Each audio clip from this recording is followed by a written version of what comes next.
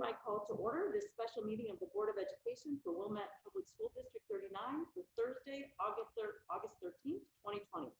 Will the clerk please call the roll? Here. Here. Here. Remotely here. Here. Thank you. Welcome to tonight's Board of Education meeting. I want to start this meeting by recognizing this moment in time. We're in month 6 of the global pandemic. It's been 6 months of constant change and uncertainty, seismic shifts in all of our lives. This has meant social distancing, quarantining, and face masks, broken plans, canceled vacations, and celebrating life events on Zoom. We've been afraid for our health and the health of our family and our friends. It's been scary.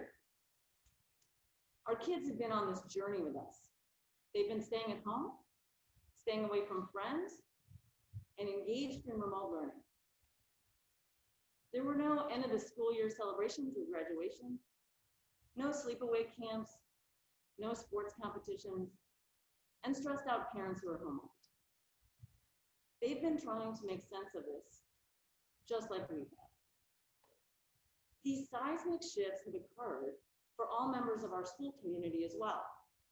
Classroom teachers, counselors, custodians, bus drivers, support staff, administrators. Back in March, we gave our students 15 minutes to grab their technology, pack their bags, and leave school until a date unknown. Our teachers and administrators had just a bit more time, 72 hours to pivot to remote learning. They all engaged and adapted to online instruction simultaneously. Some did it with kids in tow. Some lacked sufficient computer access and connectivity. Others were dealing with sick family members, and they all worried whether they would find adequate food and toilet paper in the store. But they did it, and it was no small feat. It was far from perfect, but they cared and they made it happen, as they always do. They ended the school year exhausted. It soon became clear that this virus wasn't going away, that we need to figure out how school could safely resume at the end of the summer. As a board, we started our planning with defining some clear priorities. First, we made a commitment to put the short and long-term health and safety of our entire District 39 community first, period. Let me repeat, we put the health and safety of the entire District 39 community first. Next, we knew that we needed a plan that would guide the reopening once public health professionals and data told us it was safe to do so.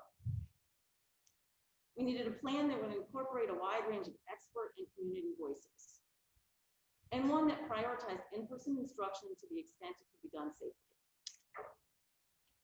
The district convened more than 100 representatives to participate in a reopening advisory committee, joined by an advisory task force of additional experts, teachers, staff, parents, and community members. Teachers, support staff, parents, students, and administrators participated in months of meetings. They read reports and provided input and recommendations to the administration. Their recommendations resulted in the 2020 reopening plan. As a board, we truly value and are grateful for the information and suggestions that came out of the advisory committee this summer, and for the collective nature of the approach. The 2020 reopening plan was designed with teacher, staff, and student community safety in mind. 3 flexible and adaptable models of instruction were decided upon: in-person, hybrid or blended, and remote learning. The plan was designed with input from all groups concerned so that the district could shift between models seamlessly as public health conditions in Wilmette changed. Several factors would guide which model District 39 would employ, deploy at any given time, including the phase of the Restore Illinois plan, which is based on several measures, including the COVID-19 testing positivity rate, guidance from the Illinois State Board of Education and the Illinois Department of Public Health, and our ability to successfully and safely implement the health and safety guidance and protocols. As I stated in the beginning, we put the safety of everyone in our community first. We know that conditions that affect safety will continue to change. So the plan is a roadmap. It doesn't contain all the details. We will continue to assess the environment on a weekly basis while communicating with educators, health officials, and the community. Opening in the time of COVID is an incredibly heavy lift. We are trying to balance the effectiveness of in-person learning with the peace of mind of remote learning in a climate of fear and social unrest. We don't all agree on how it should happen. There are no right answers. There are no guarantees, and there are no risk-free scenarios. But now it's time to start the school year together to support a safe reopening. I am proud to announce that the board, administration, Wilmette Education Association, and the support staff union have developed a revised school opening plan that we all support. It is a roadmap that brings students and teachers back into the building safely for in-person instruction in accordance with regulations, expert advice, the data, and your feedback. The timeline for the start of school will be slower than originally envisioned. That recognizes that we're going to take the time that we need to get it right. We have to. Opening school takes a lot of planning, even under normal conditions. This year, our students will be entering into an educational setting that no one has ever seen before. We need to go slow, get it right, and support our children and teachers. It's a totally different environment. It will not have some of the elements we all know and love about school. It can't. It's sad, but for many, it's better to engage in in-person instruction even with these safety modifications. The safety measures will feel foreign and keep us from gathering in a normal, natural way. We must take time to recognize and mourn this loss, and then we need to accept the new reality and do our best. Here's my ask of you, the Wilmette community. To the teachers, thank you. Thank you for your support of our students. You have been asked to pivot and change your practice at the drop of a dime, and I expect that you will be called to do it again. You're starting the school year with just a few weeks' notice about your teaching assignments and how you will offer instruction. Thank you for your flexibility and commitment to our children. I have always believed that the teaching profession draws a special type of person. To the parents and guardians, let's help our children embrace this new normal. Whether children engage in remote or in-person instruction, they will need our support. For those who are engaging in in-person instruction, we need to encourage our children to accept and adhere to the new safety measures and normalize how strange it all must be. At the same time, let's help them be excited about the in-person instruction that we can provide. For those who are all remote, take this as a unique opportunity for our children to do better, to understand themselves as students, and to develop new connections with peers across the district. To the administration, you have had to respond to ever-changing regulations, guidance, and knowledge about the virus that we continue to learn about. You are figuring out the logistics of how to provide a high-quality instruction using 3 different modalities in an ever-changing landscape. You are balancing the needs of all stakeholders, individually and collectively. And then you are communicating to the community what is happening. have worked nearly 24/7 since March with no breaks, no summer, trying to figure this out. Thank you for your perseverance, dedication, and creativity. To the Wilmette community, you've wanted answers about what will happen. You've sent emails with specific questions. You have reviewed the overview video, looked at the slides hundreds of times, read through the reopening guide, and carefully considered the many, many pages of the FAQs. You have provided feedback, encouragement, support, and a critical eye. Thank you for your patience, and thank you for your ongoing dialogue about what we should do as a district. These are unprecedented, stressful times. Collectively, there are many different opinions on how to best move forward. We differ on what we think the district should do, and there are no clear best answers.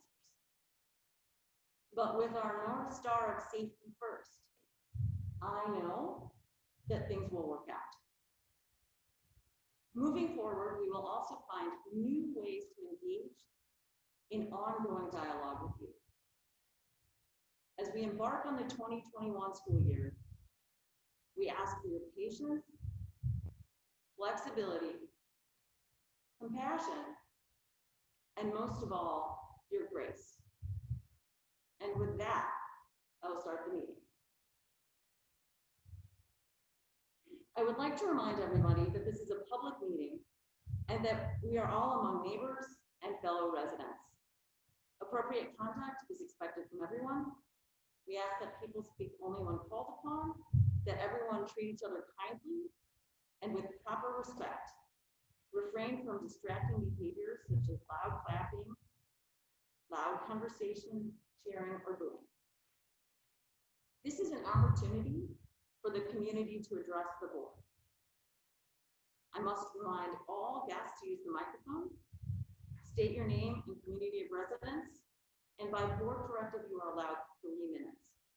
Please note that the public comment period tonight, we will try to do our best to get everyone. Are there people who would like to address the board? How are we going to do this here? Are we going to call people for safety? People can just step up maybe from the front to the back. How does that sound?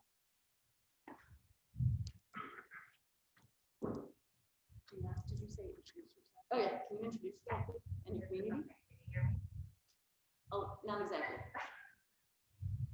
How about now? Is that better? No? That sounds better. I would just encourage you to I will hold it to my mask. I was actually going to say a little bit. Don't hold it to my There you go. Yep. Hear me, but stay safe. Okay. My name is Enrollment. I live in School. Good evening, board of education members and Dr. Press School. For those who don't know me, my name is Enrollment. I am starting my 9th year in the district. My previous 8 years, I have been an elementary Spanish teacher at Central Elementary School. Though this year, I have been reassigned to a 4th grade classroom teacher. I am here tonight, however, not as Enrollment, but as the voice of the Wilmette Education Association, our district teacher. First of all, I would like to thank Dr. Press School and the Board of Education for the revision of the reopening plan for our district. As our letter to the Board of Education stated a few weeks ago, the large majority of the WEA felt that the previous plan did not adequately protect students, teachers, or staff from a rapidly worsening pandemic. We are grateful for the renewed commitment to the safety of our entire District 39 community. The WEA accepts the compromise of this plan because it affords us more safety than the previous reopening plan.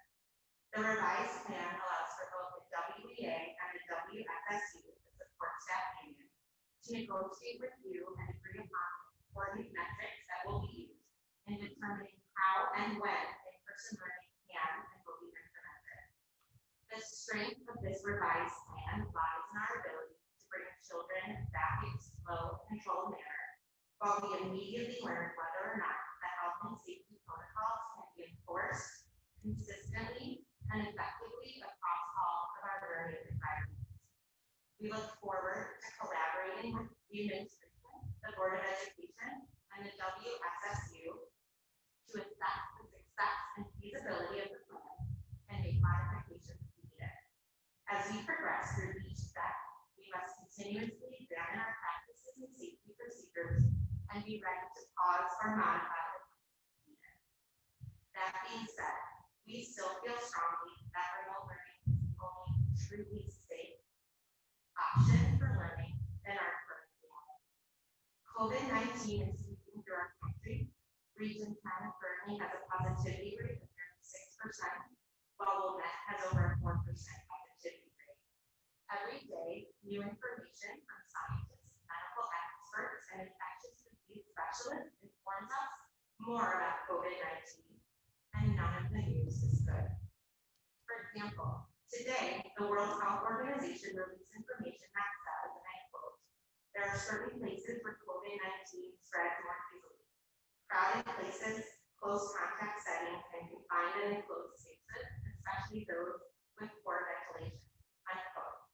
All of which apply to any in-person learning scenario in District 39. On August 8th, NPR published an article confirming that children can get severe COVID-19, and I quote, "The analysis of 576 children hospitalized for the virus across 14 states found that 1 of 3 was admitted to the ICU, similar to the rate among adults." On August 10th on WGN News, Dr. Robert Murphy, infectious disease specialist at Northwestern University Feinberg School of Medicine, said, and I quote, "I think it is very smart that city schools are shut for the semester because we don't have control over the epidemic, and any school that is opening in the state right now is really headless. That is why we accept the compromise of this revised plan while still maintaining our position that remote learning is our best option. We must remember that this is uncharted territory. Kids will get sick, teachers will get sick, and in turn, their families and our families will get sick. The teachers who serve Wilmette District 39 want to protect our students, their families, ourselves, and our families from the risk of COVID-19. Even so, in the midst of all this chaos, we can't wait to meet our new students and know that while this will likely be the most challenging year of our careers, we have never given up on our students before, and we certainly won't. Thank you. Tony, do we want to alternate with the online emails?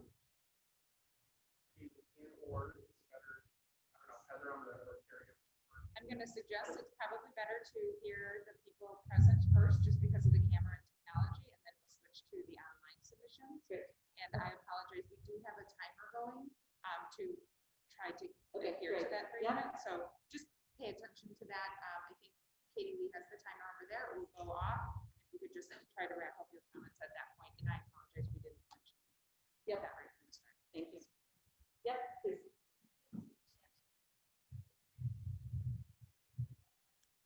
Hi, my name is Matt Stonestock. I have 2 children in the Wilmette Public Schools, and I'll be very brief. I'm just here to say thank you to the whole board, the superintendent, to the teachers and committees that worked on this. I read the plan, I haven't read understanding of the revised plan.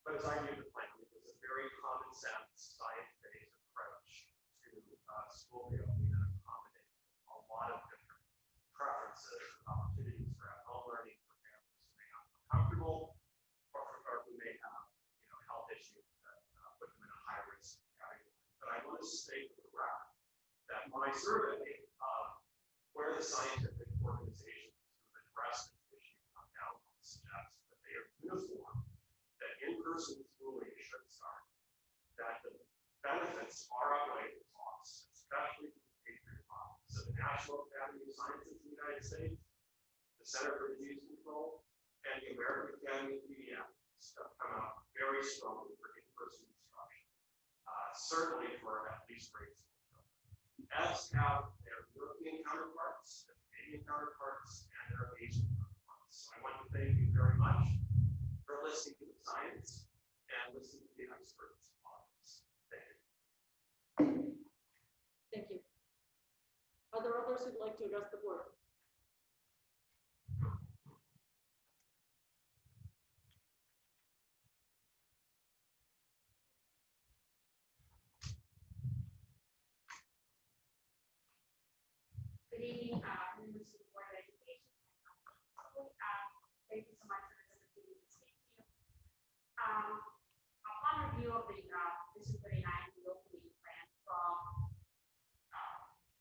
published to the parents and the community on July 30, 2020. I thought that it struck a very careful and thoughtful approach to the reopening, providing opportunities for parents to choose hybrid or in-person or remote way of learning based on their personal preferences and comfort. And I felt proud that District 39 rose to the challenge, recognizing the need for in-person learning consistent with the IEP guidelines, particularly strongly encouraging in-person learning for the children under the age of 13, and developed a well-thought-out plan. While I'm not going to go into details of the revised reopening plan that's will be published to the community at a later point in time, I'm somewhat disappointed to hear that it sounds like in-person learning will be delayed. I was disheartened to read the Wilmette Education Association statement when it was posted, stating that we was the only option. I do think that it goes against the science-based criteria and only evidence to the contrary, particularly pointing out that in-person learning has benefits that cannot be replicated in the remote setting. Many daycares, summer camps, extracurricular activities have already opened out there and been some success. Many top private schools, as we know, are planning to open their doors and welcome students back into their classrooms. Moreover, I can see multiple facilities, including ICA, GCP, and the Park District, currently advertising in-person supervision option for children who will be e-learning in order to provide some child care for working parents. So it's not clear to me why it is safer for children to be in groups facing their iPads with a supervisor and Park District learning than it is for children to be in the room of the district at school. There's little dispute among the educators in the community that there are benefits to the in-person instruction that cannot be replicated in the remote setting. The students need in-person learning environment not just for their academic progress, but for their mental health and social-emotional development. We know that there are students who simply do not do well with e-learning. And while some will have access to tutors and private will be left with inadequate support at home, either because their parents are working or because there are limited resources to children with school and particularly in common classes instead of they train. In the end, I hope that this will be remains committed to the in-person learning, and I hope that this in-person learning happens sooner rather than later, so that we do not cause irreparable harm to our students that will take years to recover from. Thank you. Could you say your name again, please? Victoria Creator, Wilmette. Thank you.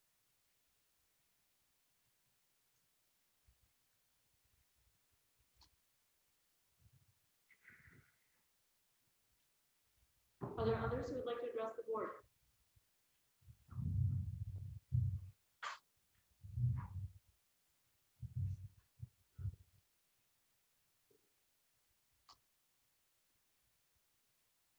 Good evening. My name is Ann Hart, and I have 2 children in District 39 school. I served as a parent representative on the District 39 task force over the course of the summer. And tonight, I just wanted to say a few very informal words about this experience. I want to start by thanking Gary and everyone who worked countless hours over the summer. It was really incredible to develop such thorough and safe plans. And I also want to thank all the volunteers who dedicated their time over the summer. Many of them even on top of their day jobs. So thank you. As you've heard, the task force included over 100 people, including teachers, administrators, and parents who worked together for months. It was reassuring throughout to see a very wide range of experiences and expertise on the various committees. I was impressed by the organization of the task force, the resources that were provided to us on an ongoing basis, updated throughout the course of the summer, and the open, collaborative nature of the process. The task force structure not only allowed for everyone to have a voice, And we were all encouraged to participate, to bring forward questions, challenges, and to play an active role in the planning process. Safety was obviously at the forefront and the number one priority for the task force, with guidance continually being reviewed and updated from the Department of Public Health, and all available data and science. The other priority was the ability for District 39 to provide families with options. I think it's safe to say, and maybe one of the only things we can all agree on, there is no perfect plan this year. There will not be for any of us. But there are thoughtful, safe options available for families so that we can all make the best decisions for our families in these circumstances. And just to end, I will say that serving on the task force personally made me feel proud to live in Wilmette and be part of this school district. The dedication, the talent, and the unwavering commitment that I saw to delivering a safe, rewarding education was an inspiration, and I'm thankful. Thank you.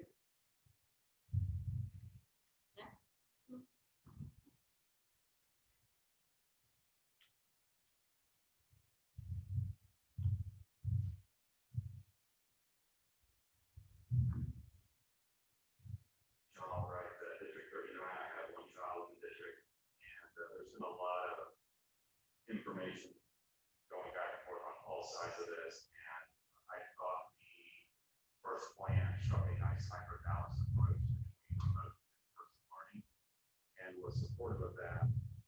But anything less than that is just not supported by the science. Fewer than 15 children under the age of 15 have died of COVID-19 in the United States. The risk of teachers and staff is incrementally higher, but New York committed to reopening their schools again today, and only 15% of their staff are in higher risk category that would not enable them to support in-person teaching. To completely shut down in-person education to affect a group of people that is likely under 10% of our total infected population is not sensible. If you don't agree with the science supporting the reopening of schools, keep your children at home, but don't deny the rest of us the opportunity to do what we believe is in the best interest of our children, allowing them to safely return to schools in a manner that minimizes the risk of adults around them. 100% remote learning does not work. And all of the majority of the major organizations that are experts on this, including the American Council of Science, the CDC, and the American Academy of Pediatrics, have all supported this. The CDC said harms attributed to closed schools on social, emotional, and behavioral health, economic well-being, and academic achievement of children in both short and long term are well known and significant. No other setting has more influence on a child's health and well-being than their school. The American Academy of Pediatrics similarly said that in the coming school year, the goal should be having students physically present in school. The importance of in-person learning is well documented, and there is already evidence of the negative impacts on children because of school closures in the spring of 2020. Lengthy time away from school often results in social isolation, making it difficult for schools to identify and address important deficits in physical and sexual abuse, substance abuse, depression, and suicidal ideation. With suicide hotlines, the calls to suicidal hotlines in cases of domestic and child abuse increasing dramatically in the age of these shutdowns, the risk to our children cannot be minimized or ignored. When we're looking at the guidance on closing, a lot of this cited by the labor unions and others, much of it is based on common respiratory viruses like influenza. COVID-19 does not have anything like influenza in children, and they do not play a major role in spreading. They are also much less likely to be asymptomatic, and as I said again, are not materially impacted by getting sick. So what does this suggest about reopening schools? Thank you, sir. I just have one short paragraph.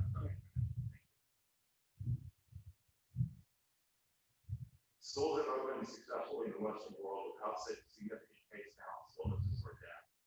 Regardless of how one looks at the data, associated guidance from the most informed experts, they all point to the same direction. COVID-19 poses a very minor threat to students and only a modestly elevated threat to healthy teachers and families under the age of 55 or even 65 for that matter. The harm to our children and lack of in-person learning, in contrast, is significant and largely undisputed. This harm can and likely will impact all of our children well into their adult life. Thus, I respectfully ask that you provide in-person learning in the fall to those of us, and 75% of us said we wanted it, and especially to those of us that are in dual working parent households who want access to it. The vocal minority who still like to keep their children at home, thereby allowing you to shift higher risk teachers and staff to support remote learning. But again, don't deny the rest of us the opportunity to also do what we believe is the best interest of our children, allowing them to safely return to schools in a manner that reasonably minimizes the risk in all of them. Thank you. Are there others who'd like to speak?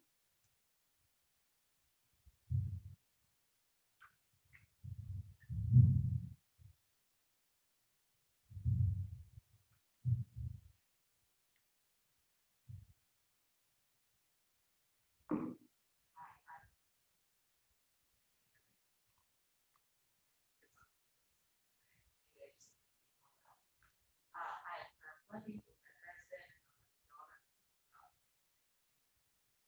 student is only the helper for career and the next fall.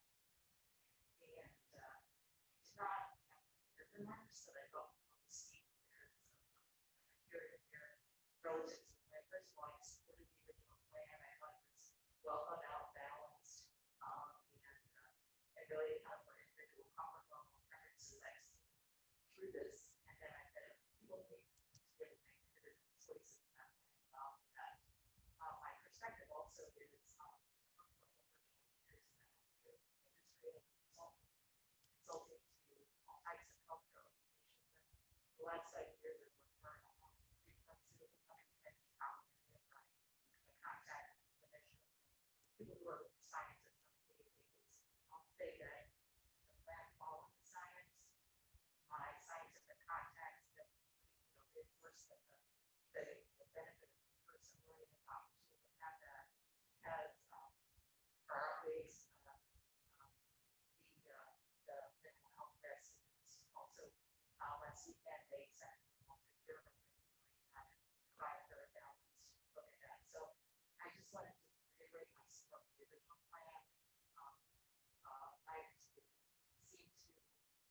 incorporate all of the different stakeholders input, and so I would again respectfully request that the board endorse the original plan and give those who want to the opportunity for personal learning. Thank you. Are there others who'd like to speak? Sure.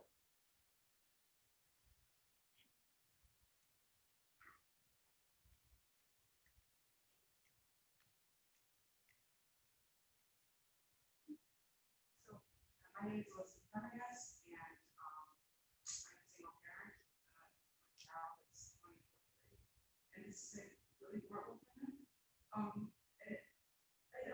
I can't get this complicated right now, but this new knowledge center, I thought the original plan was thought out as well and balanced and a decent way to approach it.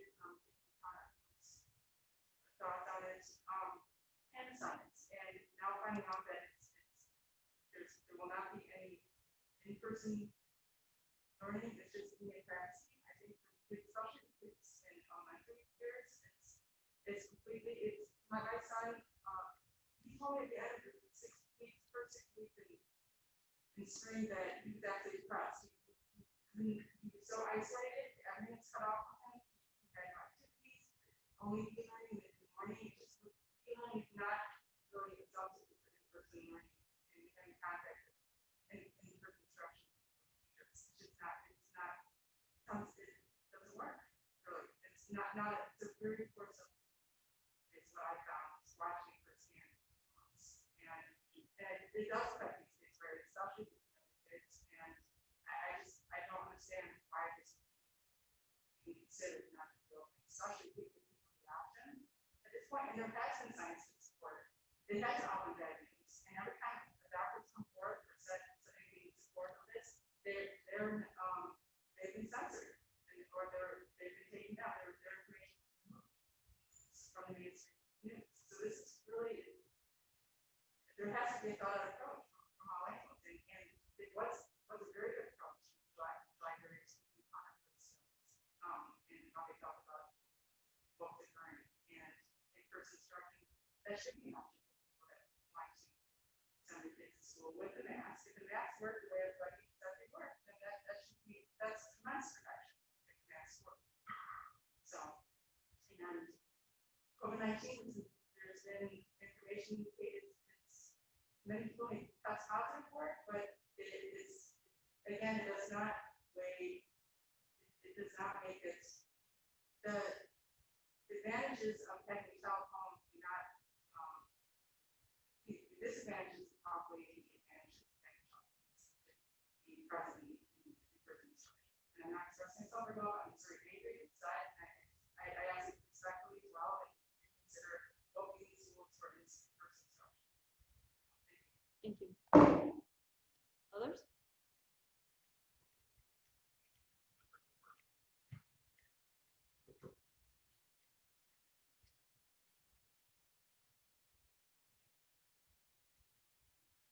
Hi, my name is Ben Rose. I live in Wilmette. I rise 8th grader in Wilmette. I am also a teacher. I just want to clarify that in-person learning is still happening as far as I understand with the current proposal, and that in fact it's just a slightly slower rollout from remote to in-person learning. And I will say that as a parent who fully anticipated signing my son up for the hybrid option, still struggled with the decision and submitted my Google form at exactly 8:01, 1 minute after it was due, because I labored over the decision that month. And when I saw the revised plan, the slower rollout, the thing that I'm unusual in the sense that I'm not actually worried that much about my safety or my kids' safety. I'm worried much more about the learning environment and the teaching environment. And that's always been my foremost concern. And I just want to say that the slower rollout for me was such a blessing, because I thought to myself, the worst part of the plan for me in terms of sending my very active 8th grader was the concept of him sitting in a chair for upwards of 5.5 hours in a single seat all day. That just doesn't work for everybody. And rolling this out a little bit more slowly will get him more accustomed to that eventuality. And additionally, I think for the little kids, it will get them more gradually accustomed to wearing masks all day. And I greatly appreciate the flexibility in the plan. And I absolutely, truly believe it is what is in the best interest of kids, is the slower rollout. So I thank you kindly for your very careful consideration and your very careful revision of the original plan. And I also want to say that I know firsthand how hard everybody here has been working, and I know how many sleepless nights, and I know the stress and anxiety that everybody on the stage is under, and everybody in this audience is under. And I want to say that I fully sympathize and empathize with every single person in this room. Thank you very much. Thank you. Come on.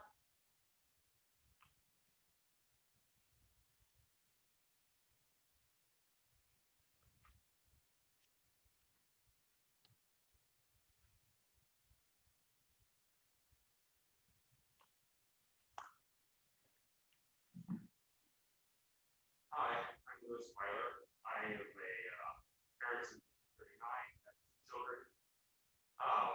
One who's the first, one who's going to be a first grader and a second grader. I, like others, other parents are not privy to the updated statement policy and updated school calendar. And but I have a feeling that all we're talking about is the late start of school 3 days, and would not be carrying this one, having this one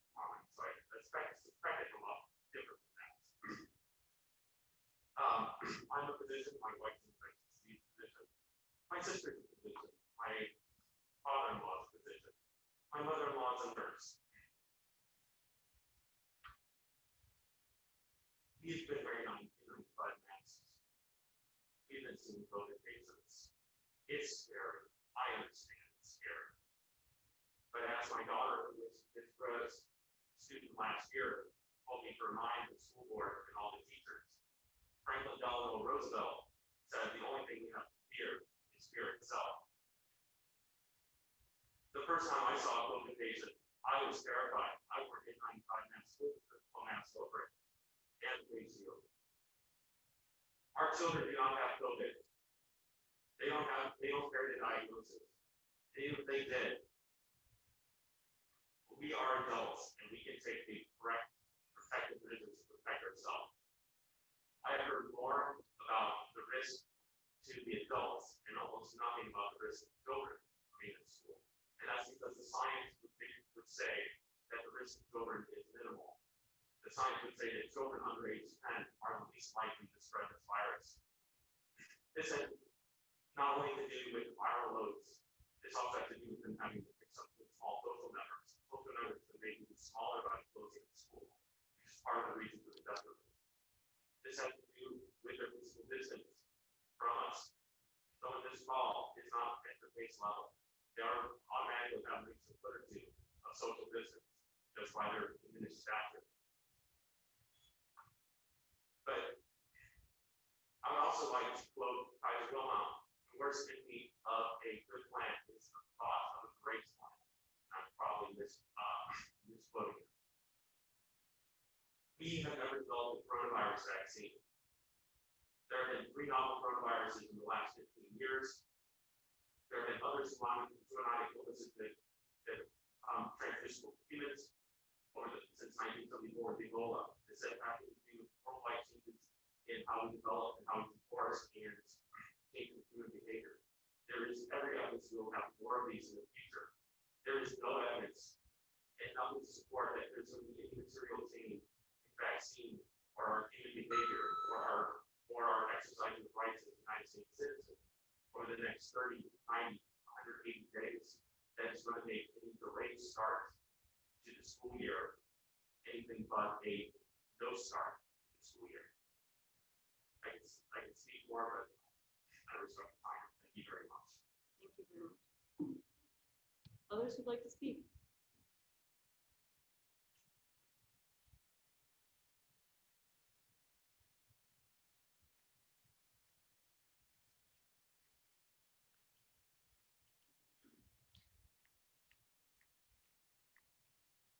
Hi, my name is Bergman.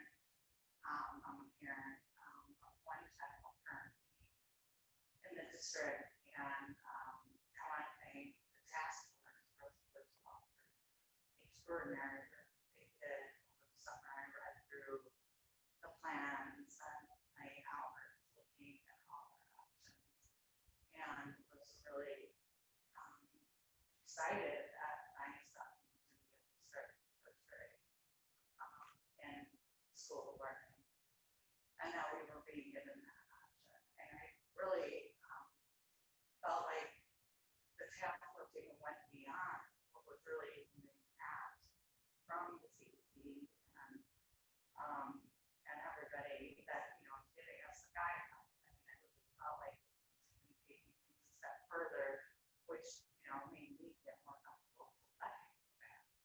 I also was not aware that there was a revised plan, and I'm pretty somewhere. If it doesn't, that mean that we're not going to be able to go back, and I agree. I don't think it's supported by the science, particularly for K-4, and I don't really understand the reasoning behind it. It makes sense to me. So I just ask that you all might consider allowing again those parents that would like to have in school learning as an option. Thank you. Are there others who'd like to speak? I just make one last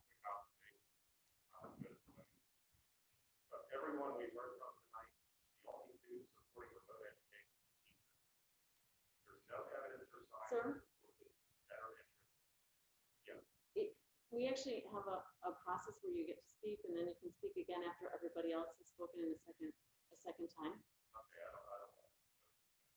Thank you. Are there others who'd like to speak?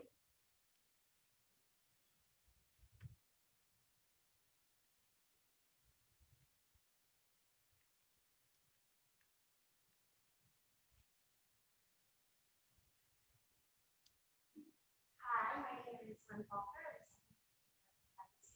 And I want to echo what Mrs. Dean said, that the tremendous weight that is on everyone's shoulders, parents included, administrators, board members, everyone trying to do the best they can, center around children.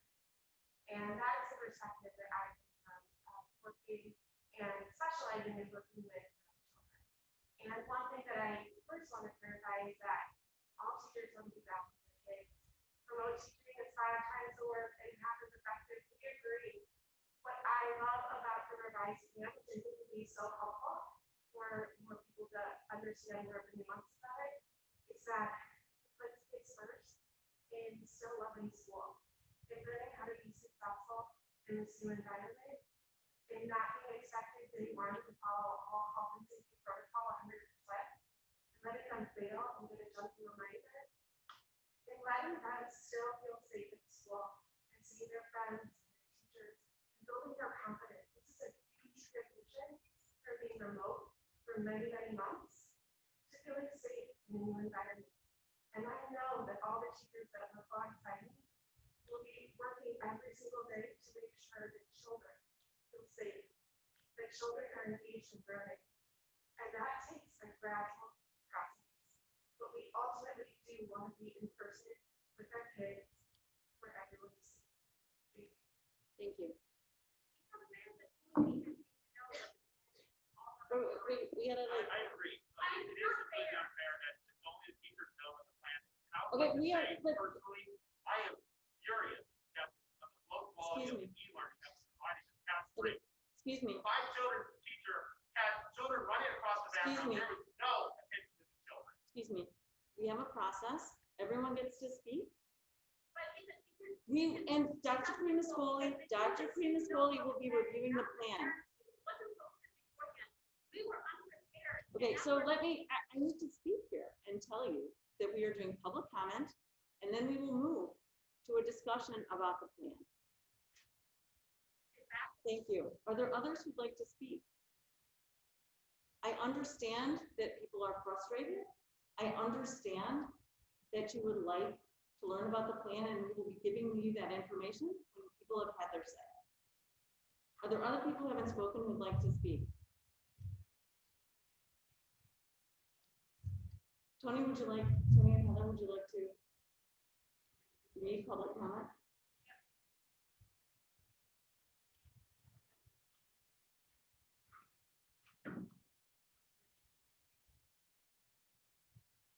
Jessica?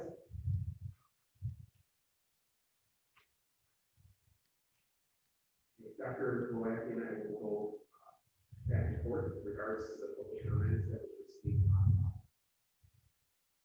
Dear Wilmette 39, thank you, Dr. Primascoli, for recommending in-person instruction for the elementary school, and thank you for the board's work with you. Kudos to all the committees, as well as who are implementing in-person learning within all of the guidelines. I believe the district is offering the best of both worlds, allowing parents to choose in-person or remote learning. I look forward to the 2021 school year with deepest gratitude, making positive, thoughtful decisions for the students of Wilmette. Katie Perry. I am honored to have my son do remote learning and withdrawing his daughter from preschool entirely. I truly hope that you have given all the teachers and staff the same options that you have given to parents. No teacher or staff should be forced to look at school if they do not feel comfortable doing so, or if they need to stay at home to leave their children who are learning remotely. We have wonderful teachers and staff, and they should be given the same options and respect that we have given to the parents that attend our school. Dear P39 administration and board of education, we want to take the opportunity of public comments at this special board meeting to thank you for your exhaustive and comprehensive planning for the 2020-21 school year. We appreciate appreciate all the effort you put into getting kids back into school, which is what the AAP, CDC, and many other experts recommend in light of the science and data. The evidence shows that young are at very, very low risk regarding COVID-19. In the U.S., young people under age 24 represent 21.7% of all COVID-19 deaths. 80% of COVID-19 deaths come from people over the age of 65. We know who is at risk for this disease: the elderly and those with underlying health conditions, and need to get the kids back in school, as many other countries have done the same. According to the British scientists, there is no known case where a student has passed the virus to a teacher. There are, however, learning statistics about the effects of isolation and lack of learning. For healthy adults and kids, effective preventative measures exist to keep people healthy and safe at work. Millions upon millions of workers are back at their jobs, some neglect. Using these precautions, and healthy teachers and students will follow. Respectfully, Dr. Kevin. And the spouse of a school district employee and a taxpayer in Wilmette who has 2 children in the public schools here in the past.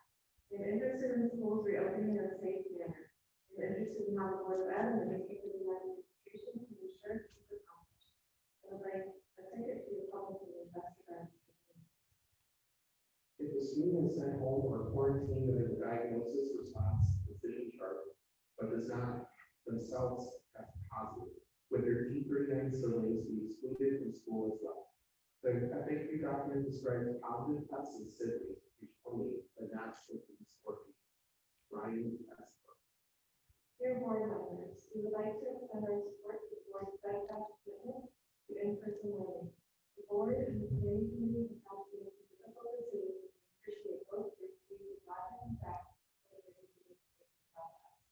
Guidance provided in the current plan provides each family the flexibility to do what's best for their family, whether in person or e-learning location. In addition, the protocol and thoughtful approach to in-person learning provides students and teachers with all the necessary protections to successfully deliver in-person learning. Very excited.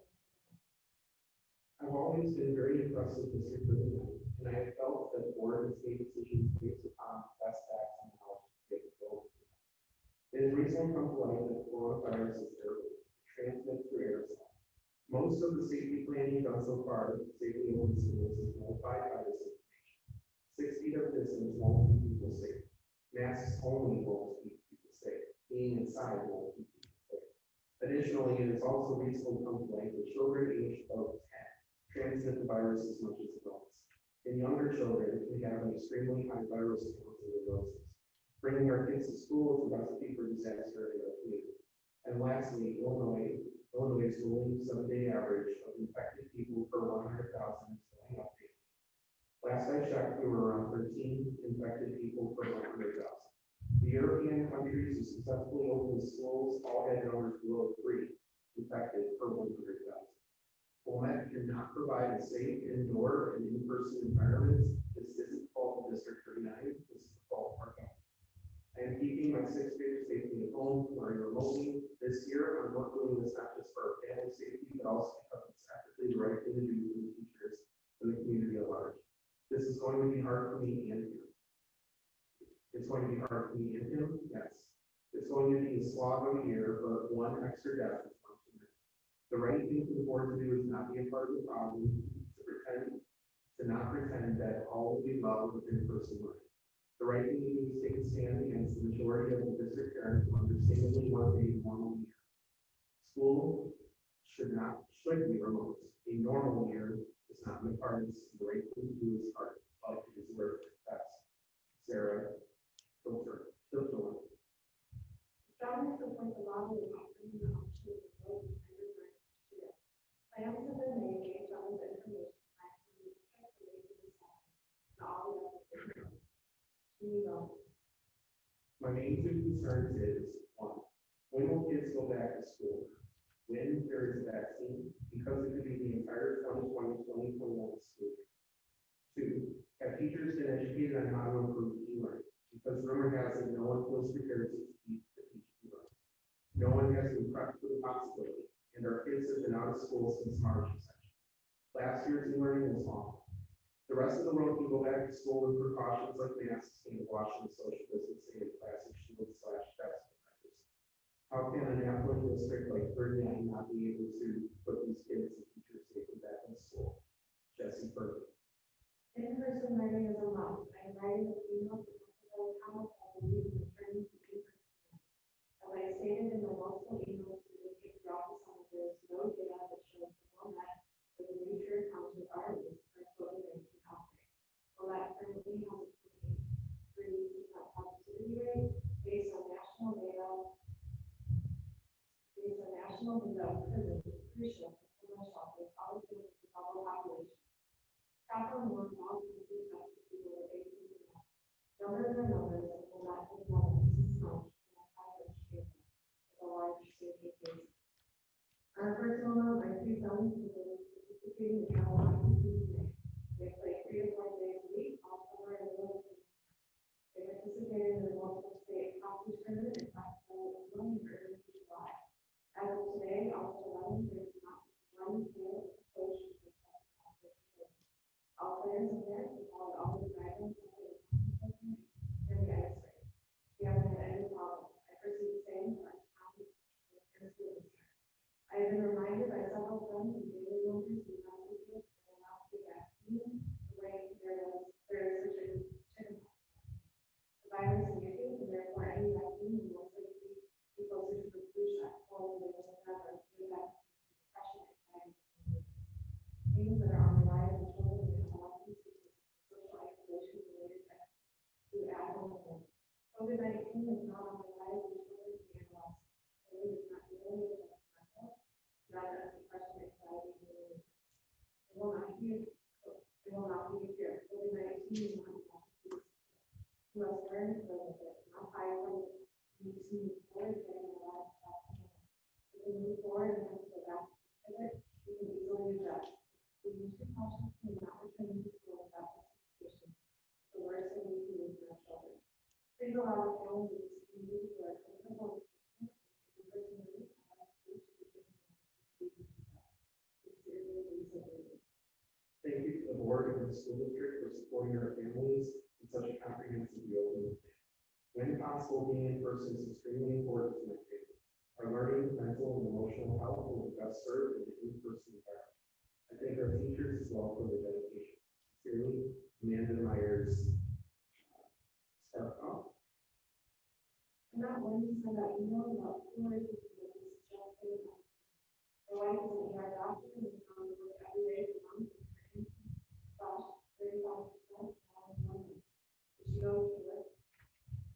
But she goes to work asking the young doctor and anyone that can help me take a job. I know there would be a lot of the board to keep this close, but I'm still in the area. Not sure the experts who are consulting for it is allowed to be something really interesting. I will tell you that I have heard from social workers, therapists, and officials in the community that this is much bigger issue than COVID and lawyers are leading in the wings when in school and state events. Because should and need to be in school to be a nothing to this. As an adult, it's hard to understand what is going on. Some private schools and public schools are going to private. Some are going to in-person and online state. There's plenty going to school. There is zero leadership across the state. There's messages and proposals. You guys should create an opt-out to give parents and students an option. We need to stick to that. Those things need to have options. I don't agree with facts by alphabetical order, especially for seniors, to have some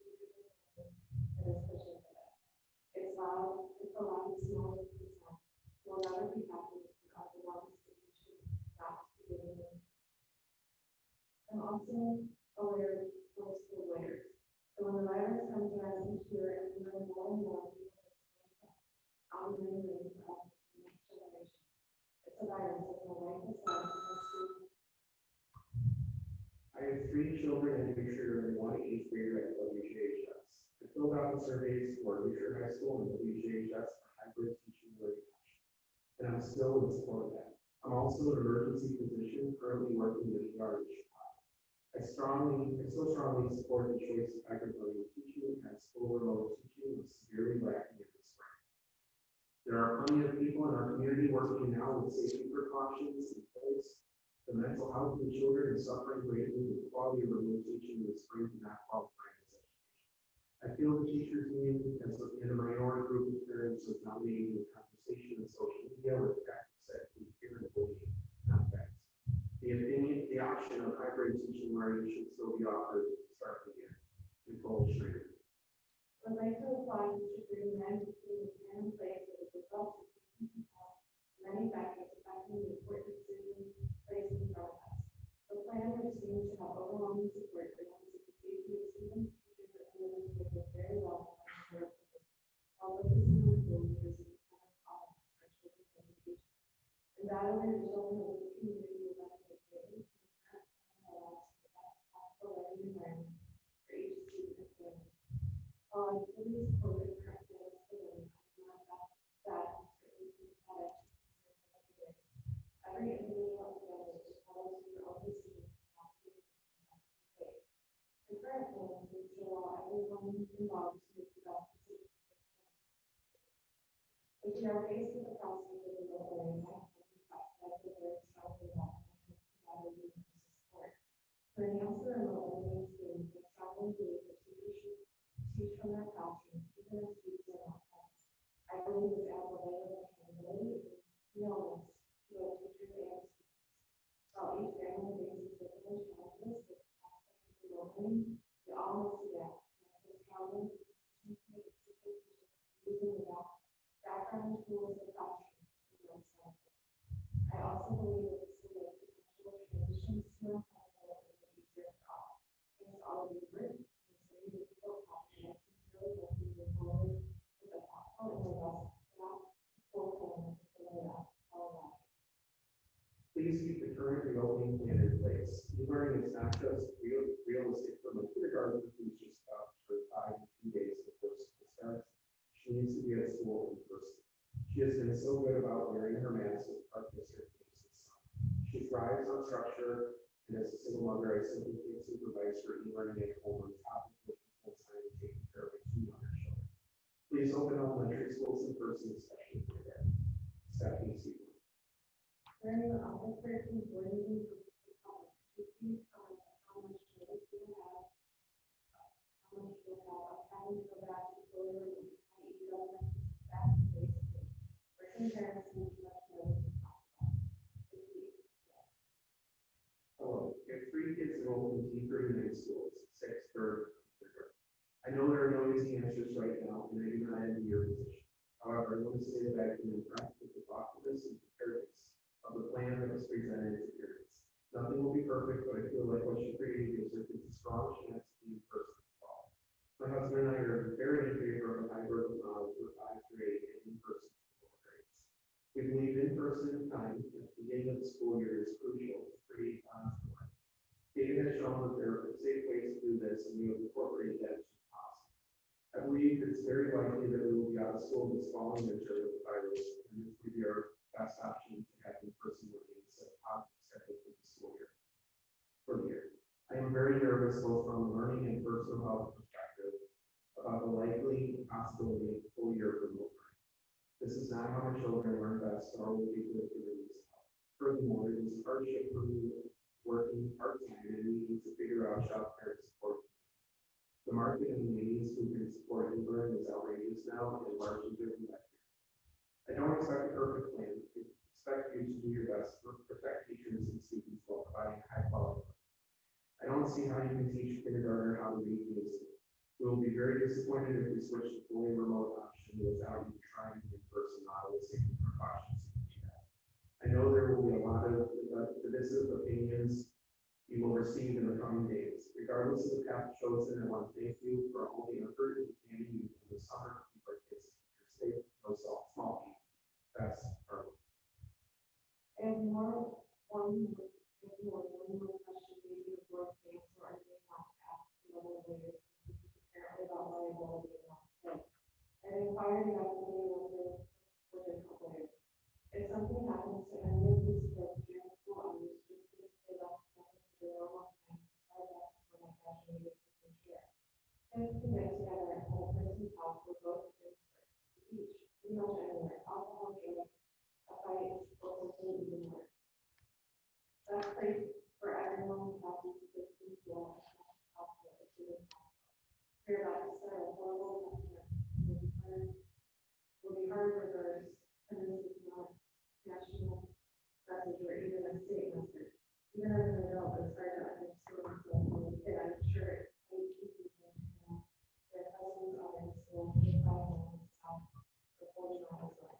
Sure, the same people who don't want the kids back to school to be the first to go to school and the teachers to let them back home. Speech. Just wanted to send a quick note to thank you and the teachers and staff for giving us the opportunity to choose at least part of the person hybrid over the weekend. We feel this is a great scenario for families to choose what works best for them. I hope the district looks at the community COVID numbers to allow for hybrid learning if possible. I feel that is the best opportunity to protect the mental health of our kids and their social and emotional growth. My husband and I are in healthcare and we felt protections put in place are great measures to protect staff and children.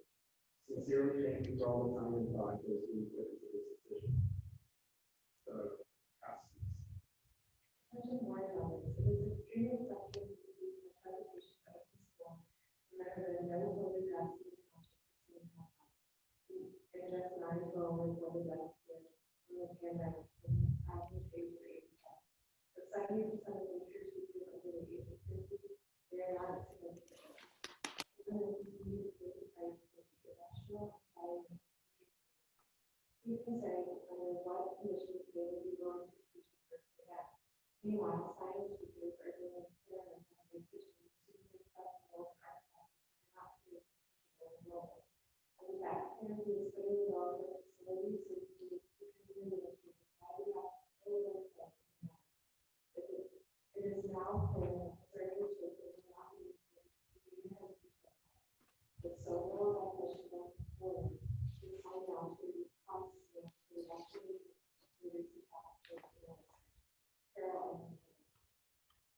Hello, this email is to express my disappointment with the plan by District 39 to allow students to attend classes in person this fall more than 1 day.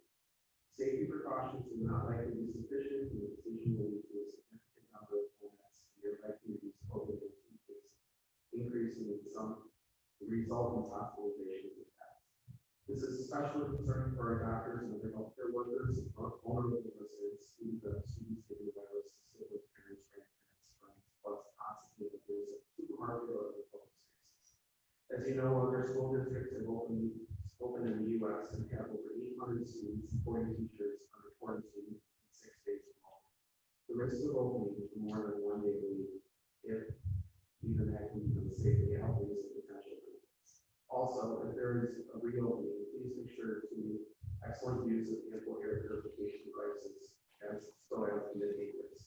Keep in mind that if our healthcare workers and systems become overloaded, there would be a high risk that patients for non-COVID cases would wind up with health outcomes that are worse than what they would face absent of such circumstances, such as inability to receive customary emergency or cancer care, etc. Media reports support that this has been the case many times in the U.S. It is very important for Wilmette to keep its COVID-19 case count low or better yet zero. D39 needs to cooperate to do its part to achieve that. Please help our community to especially protect our doctors, nurses, healthcare workers, and vulnerable population reconsider this decision. Thanks. Carly, I believe it is critically important to open the schools. We believe that teachers are essential members of educating our children is essential. Remote learning is not the same thing. The world is going to private and out. They can open so school. the board members of Wilmette School District 39. As a woman and mother of 3 children who attended Pomona School, during which time I served as the executive board of PTA, and RN included Northwestern Memorial Hospital for 44 years, still lives in Oklahoma. I ask that you regard the health and safety before any emotional pressures to return to the classroom. While this pandemic will ultimately most severely impact the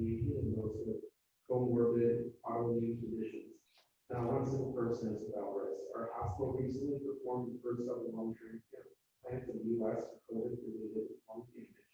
A 28-year-old female completely healthy was restricted, and even though our ICU team pulled her through, she would not have been able to survive this aftermath without a transplant due to the severe damage that her lungs incurred. Reality check. Children are known to carriers, even if not showing symptoms and vulnerable. Any carrier can affect family, friends, teachers, administrators, as well as community members at large. In addition, while they may feel students are best served by return to the classroom, we're disregarding those who have no choice in any of the decisions made, whether it be by government officials or school boards. I work with hematology and oncology stem cell transplanting, where we treat male and female patients from ages 20 to 80 from lymphoma, leukemia, multiple myeloma, thank you, etc. They take treatments to try to control their disease, which at the same time weakens their immune system. These people are striving to live one more day, one more week, one more month, one more year, and do not choose to have such tough struggle. They are among us. You, the school board, you have a choice. You have a choice to make a decision for all, not just a few, and not assist in the potential spread of COVID-19. We know that masks and social distancing of 6 feet is required in trying to keep safe, and that simply cannot be achieved by returning student staff to school. I ask you on behalf of the people, whether compromised by age, chronic illness, life-threatening conditions or not, to please make the wise decision to reverse your plan of returning to the classroom this term. This too will pass. Maybe if all goes well after we see what happens with the expedited second surge this fall, or the expected second surge this fall, likely coinciding with flu season. The second half of the school year can end on a high note with election instruction. Without a doubt, whenever this pandemic is squashed, everyone will rejoice and return to normal. Thank you for your most serious consideration. Sincerely, Donna. And writing is ways for everyone in request that I middle school to be open to my residents. I believe this can work, that my daughter will be affected for the level. Thank you for all your help. Hello, my name is Eliza Fisher, and I'm a district grade manager. I have a child going into second grade at Enrollment and another starting high class this year. I'm writing as a concerned parent. Although we have already chosen to start the school year remote, I want to write you in regards to our teachers and staff. I know there are many guidelines to be followed in regards to opening our school. I know that our community really wants in person as their first choice. Since the families have all been given a choice, I don't think any of us would do it. Although it was a stressful decision to make, we were allowed to make one, and I appreciate that. I'm writing more on behalf of the teachers. I do not think it's fair to give them a choice. I do not think being in person will benefit the neighbors. We want our children to remember their teachers and friends being masked up, not being able to interact and socialize. They have to be in a class, but so Zoom with one another. How do children benefit from this? Yes, we should read what they remember school in the past to be, but this new idea of the plan is not healthy for the teachers or students. Please reconsider the plans for in-person. We want to all be back to normal and not have to read what school used to be like, but what is wrong with pressing pause? Can we not do that for the health and safety of our children and staff? Would you consider delaying in-person to October? Then we can reevaluate. Sincerely, Eliza. Excuse me, Tony, can we just take a break for a second? I'm getting feedback from people that they can't hear the audio at home, that the audio on YouTube is very muffled, and especially when people go to public comment, if there's anything you can do about that right now. Yeah, we not a whole lot, unfortunately. Part of it is still hearing the mask, the other part is still hauling. We did already get that feedback, and our technician advised that there's not a Okay, thank you. Tony, is there any way that we could just take that snowball mic and while you and Heather are reading, just put it closer to you two and bring it back? That might help a lot. Yes. Thank you. I can do that.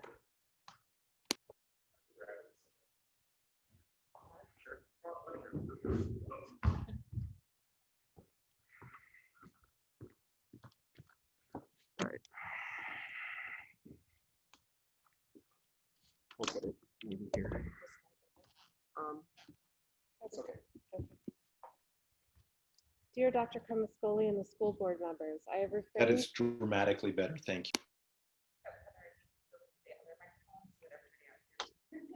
That's great.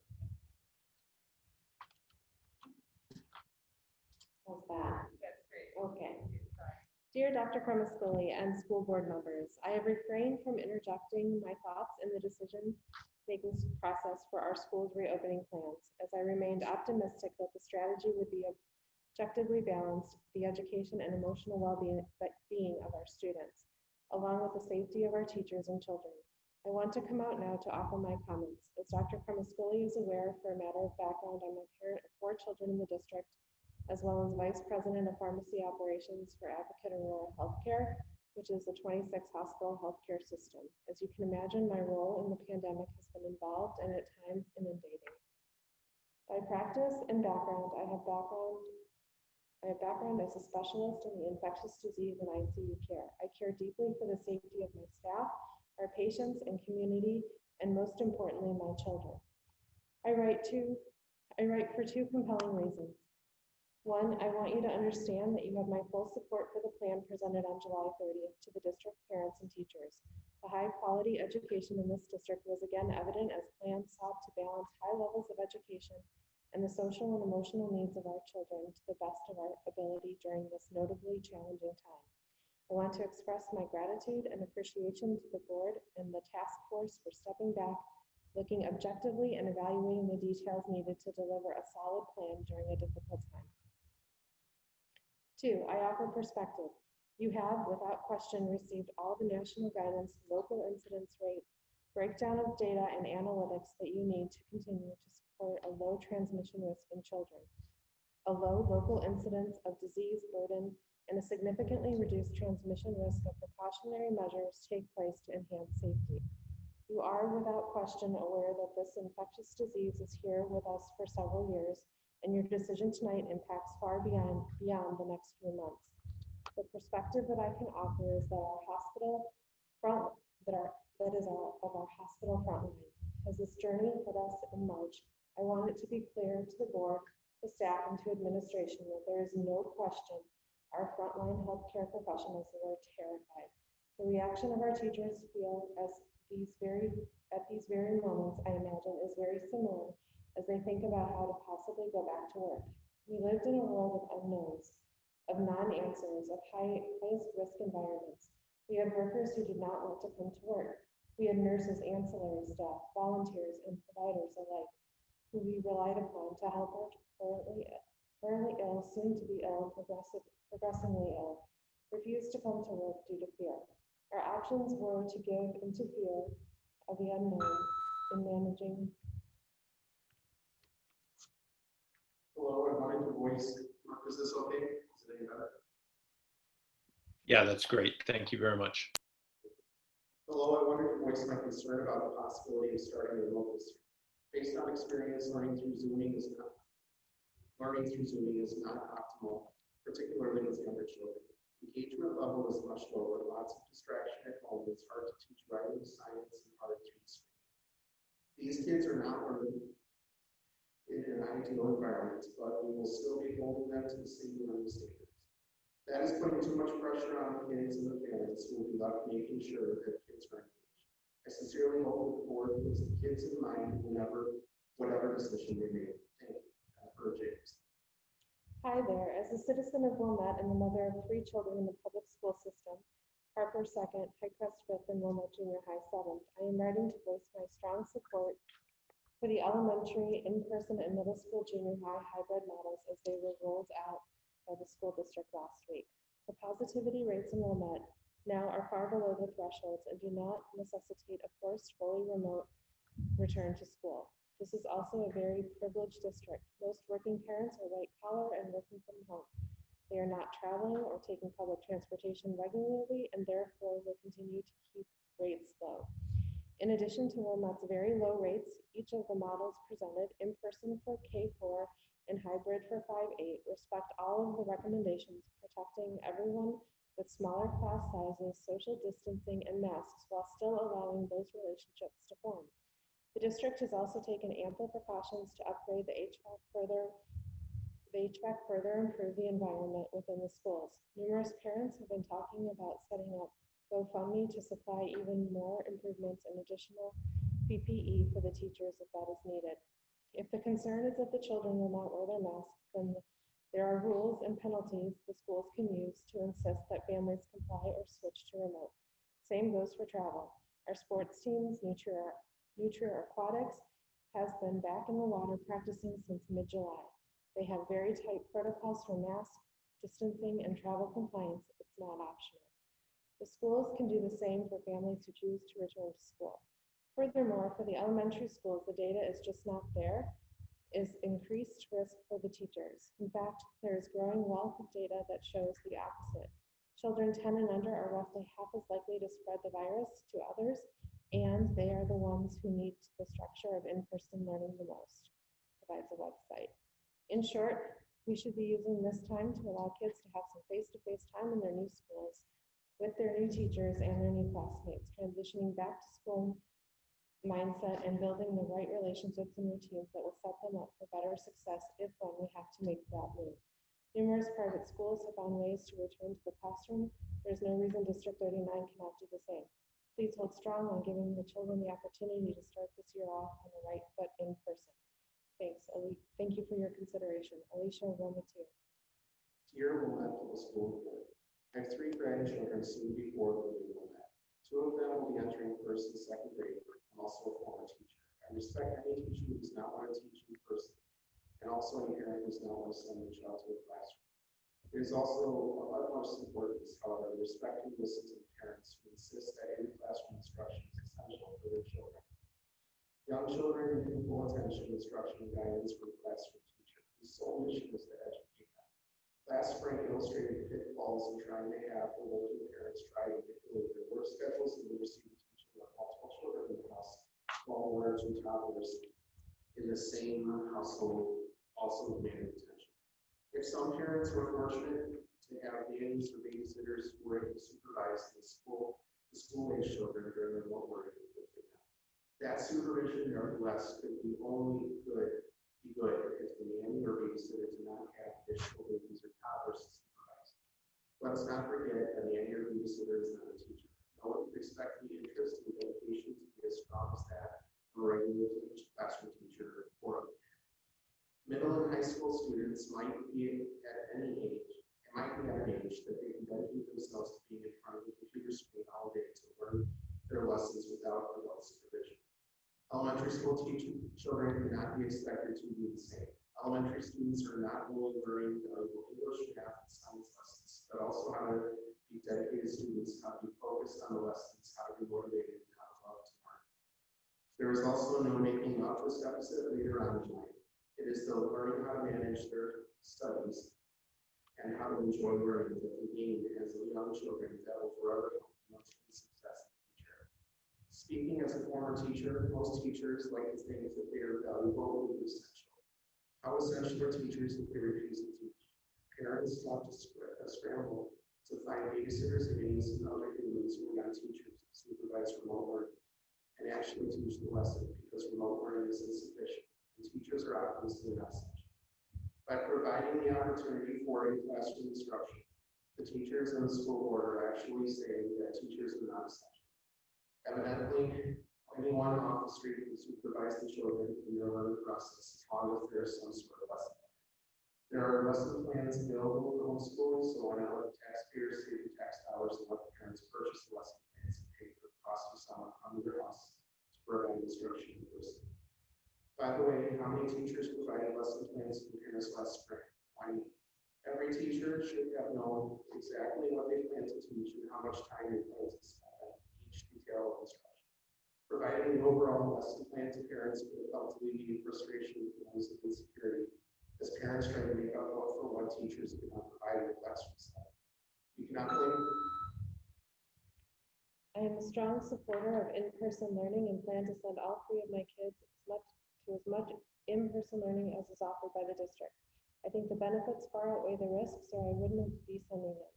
Everyone is in for some reason, and we can do it and we can't do in-person learning and have no choice but to do remote, the teacher should be required to stream live lessons from the classrooms as they would if the kids were in school. All core subjects should be taught as they would be in school via video. I don't see why this wouldn't be possible. Amanda Jacobson. Hi, first I want to thank everyone very much for all the efforts on the school reopening plan. Regarding this reopening plan, I'm concerned about the teaching quality due to the teacher reassignment shortage. Remote learning plus in-person small cohort approach generates higher demands for teachers, which means teacher shortage or teachers will be reassigned. Specialized teachers such as Spanish teachers, technology teachers, or special education teachers will be teaching an entire grade classroom, including math, reading, writing. At the webinar, we heard that professional development days will be used to get these reassigned teachers ready for the new mission. All of our teachers are great in their profession, but I doubt a couple of days of training can turn a specialist into an experienced grade teacher, vice versa. How do you plan to address teaching, learning, quality concerns?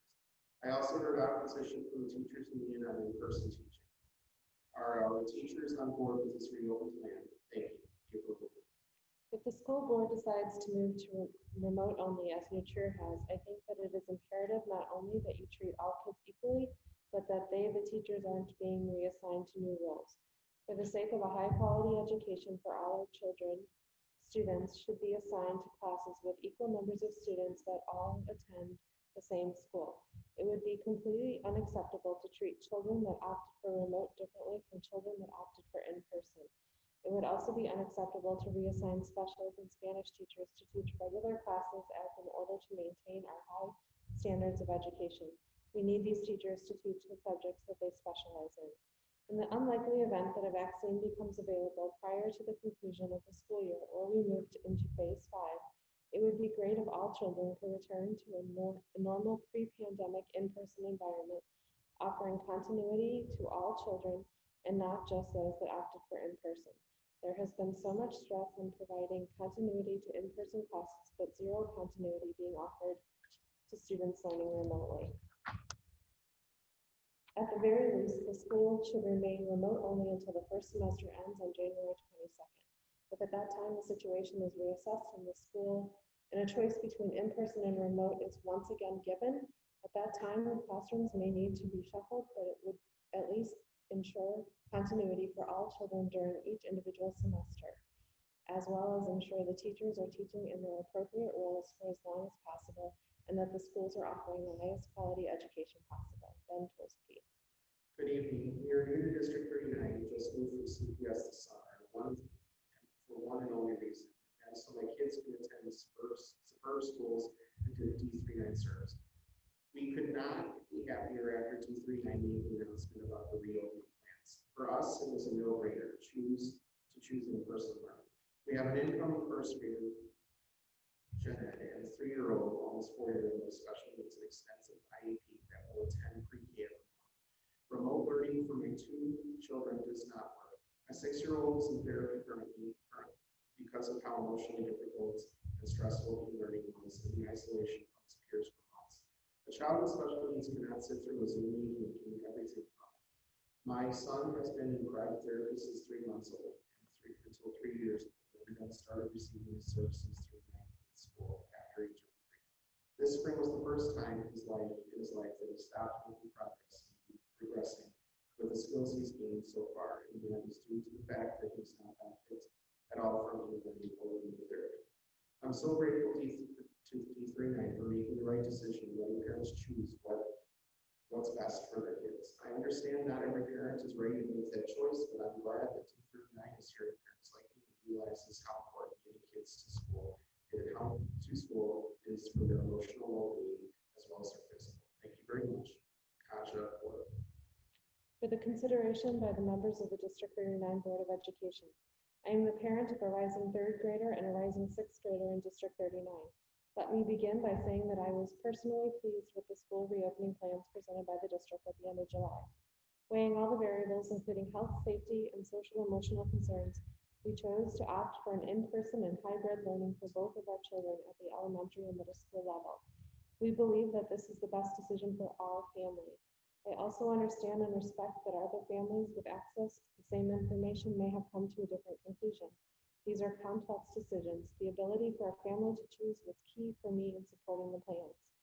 We are well aware that in-person learning, including classroom socialization and so much more, will not look like it did pre-COVID. We've mourned this change and already accept it for the foreseeable future, unfortunately. I'm also aware that the district plans for a more robust e-learning experience this year, and I sincerely believe they do. I'm of the opinion that our district did the best they could in the spring, given the circumstances, and the improvements in e-learning this fall are inevitable. Still, in-person learning, however different or imperfect it may be, works significantly better for our family situation, hence our choice. I'm also sensitive to the many valid concerns raised by the district's teachers, whom I hold in the highest regard. I know our teachers only want to do what they believe is best for themselves, their families, and their students during these unprecedented times. However, what may work for some does not work for all. I am disheartened that our choice to return to school may be taken away from us. If the board decides to begin the school year fully remote, I'm interested in hearing the specific and measurable timing and parameters for a return to modified in-person hybrid learning for those that want and need it.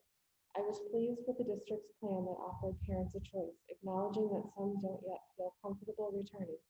But we are currently in phase 4 of the Restore Illinois plan, where modified reopening is possible. If we don't offer some in-person learning now, then when? Phase 5? That's just not a sustainable solution for our community, in my opinion. I am hopeful the district can continue to work with all the stakeholders to modify and adjust their reopening plans to sufficiently address the concerns raised, while also allowing for families' choice to return to a modified in-person hybrid learning. Thank you in advance for your time and consideration. Sincerely, Adriana Gabriel, Glenview. To the District 39 School Board, thank you for your consideration. My appreciation is extended for the amount of extra work brought on by this pandemic on yourselves and the educational system. My children are thrilled to learn the Central School is going to reopen. They appreciate the changes necessary, and they have started wearing masks as naturally as any other item. For context, I'm a physician, and as is my wife, who is an infectious disease specialist. It is disheartening to read about potential remote-only school year. I do not say start the year, as there can be no guarantee of any material changes over the course of the next 9 months. We are experiencing the third novel coronavirus in 15 years, with no commercial vaccine having been developed for any of them. The closing of the schools was made early in the spread of the virus before it was known that children were attended or spreaders, and closing primary schools would have minimal to no impact on community transmission rates. Please consider this excellent article regarding the reopening schools. From my review, T39 and other area districts are implementing these protocols. No one wants their kids to be at risk. I agree with scared parents deciding to homeschool their children. My wife and I are not scared of our children catching the virus. Our fear is the detrimental impact to childhood education spawned by fears of adults catching the virus from them. As adults, we have options. Use an N95 respirator, and a face shield with worries of take leave of absence, hiatus, etc. Switch careers, work as a remote only private tutor. My children are ages 5 and 7 and will be enrolled in first and second grade. My 5-year-old is transferring to the district from kindergarten to his age. Tablet or computer-based learning is insufficient for children their age. They need to have practice with their handwriting. They benefit from disciplined study habits that can only be honed in the school environment without the distractions of home. They deserve to see their teachers on a regular basis and be assured that they are seen as well. The remote learning last spring was a farce, with my daughter's teacher unable to pre-record videos without interruption from remote video, minimal feedback on her work, and development of bad study habits created on a tablet-only system. I appreciate the concerns of the teaching staff that they will be at risk of becoming infected. Dear Wilmette Board of Education, my wife and I would like to express our strong support for the option of in-person learning for D39 families this fall. We were extremely impressed with the district's return to school plan, especially the level of planning and thoroughness of scheduling the hybrid model at the 5-8 campus. We have a 6th grader and 8th grader who are anxiously awaiting to settle into a rhythm this fall and have just got their heads around the whole hybrid model announced. We are saddened to hear that there is talk of changing course already. This is premature. We understand the need to pivot for state guidance, Illinois Phase 3. However, there have been no changes in this direction yet. We feel that those of us who are comfortable with our children attending school in person are being unfairly disadvantaged by the voices of other families who have no intention of returning to school. This seems like an appropriate time to agree to disagree, since there is a fully remote option available to all families who desire, and presumably teachers with remote needs can also support that model. Finally, with Wilmette having one of the lowest positivity rates in the area, if we decide to cancel in-person instruction before even trying, what is going to be the threshold to ever open? We would be moving the target. Our administration and task forces have worked tirelessly this summer to create a plan that mitigates risk as much as possible for our teachers and students and affords the human interaction an overwhelming majority of families in our district have requested. Please stay the course and keep our schools open up to the start of the school year. We believe our D39 community is responsible and up to the challenge of making this work for all. Respectfully, Rick and Kara Paslokas. Dear Board of Education, Wilmette Public School District 39, I prefer both of our daughters to go back to school full-time this fall. I'm satisfied with the current long-debated options that are first grader in-person full-time and the hybrid program for our first grader. 2.5 days in person plus 2.5 days remote in the Wilmette Public School System. The shenanigans by the teachers union, mostly pushed down from the national level union, need to stop immediately. My wife, who is currently a 5th grade teacher within the Nutrier school system, strongly believes in-person teaching for herself, her students, and certainly for her daughters. Current political climate due to COVID-19 and national narrative of destroying the U.S. economy, morale, and the way of life by these unions is very disturbing on many levels. Nobody is forcing anybody to leave their homes. Certain teachers have the prerogative for paid leaves of absence should they not wish to go back and teach in a safe, socially distant environment. Let's finally put our kids first and let them go back to living a normal life before we permanently destroy their education, childhood, and safety. Regards, Jay Schwartz. I'm deeply concerned. As adults, we need to figure this out. What's the long view? Keep educators and children out of school until a proven and safe vaccine is available. 2021, 2022, 2023. How is it restaurants, hospitals, grocery stores, and even nail salons have figured out how to manage their businesses and schools have not? Our children deserve our very best efforts, and I believe what's happening in our district is unacceptable. My family recently toured a K-12 school in Colorado. Their position is how to best address children's developmental learning needs in spite of COVID. They have worked since March to ready the school so kids and educators can and will return to in-school learning safely in 3 weeks.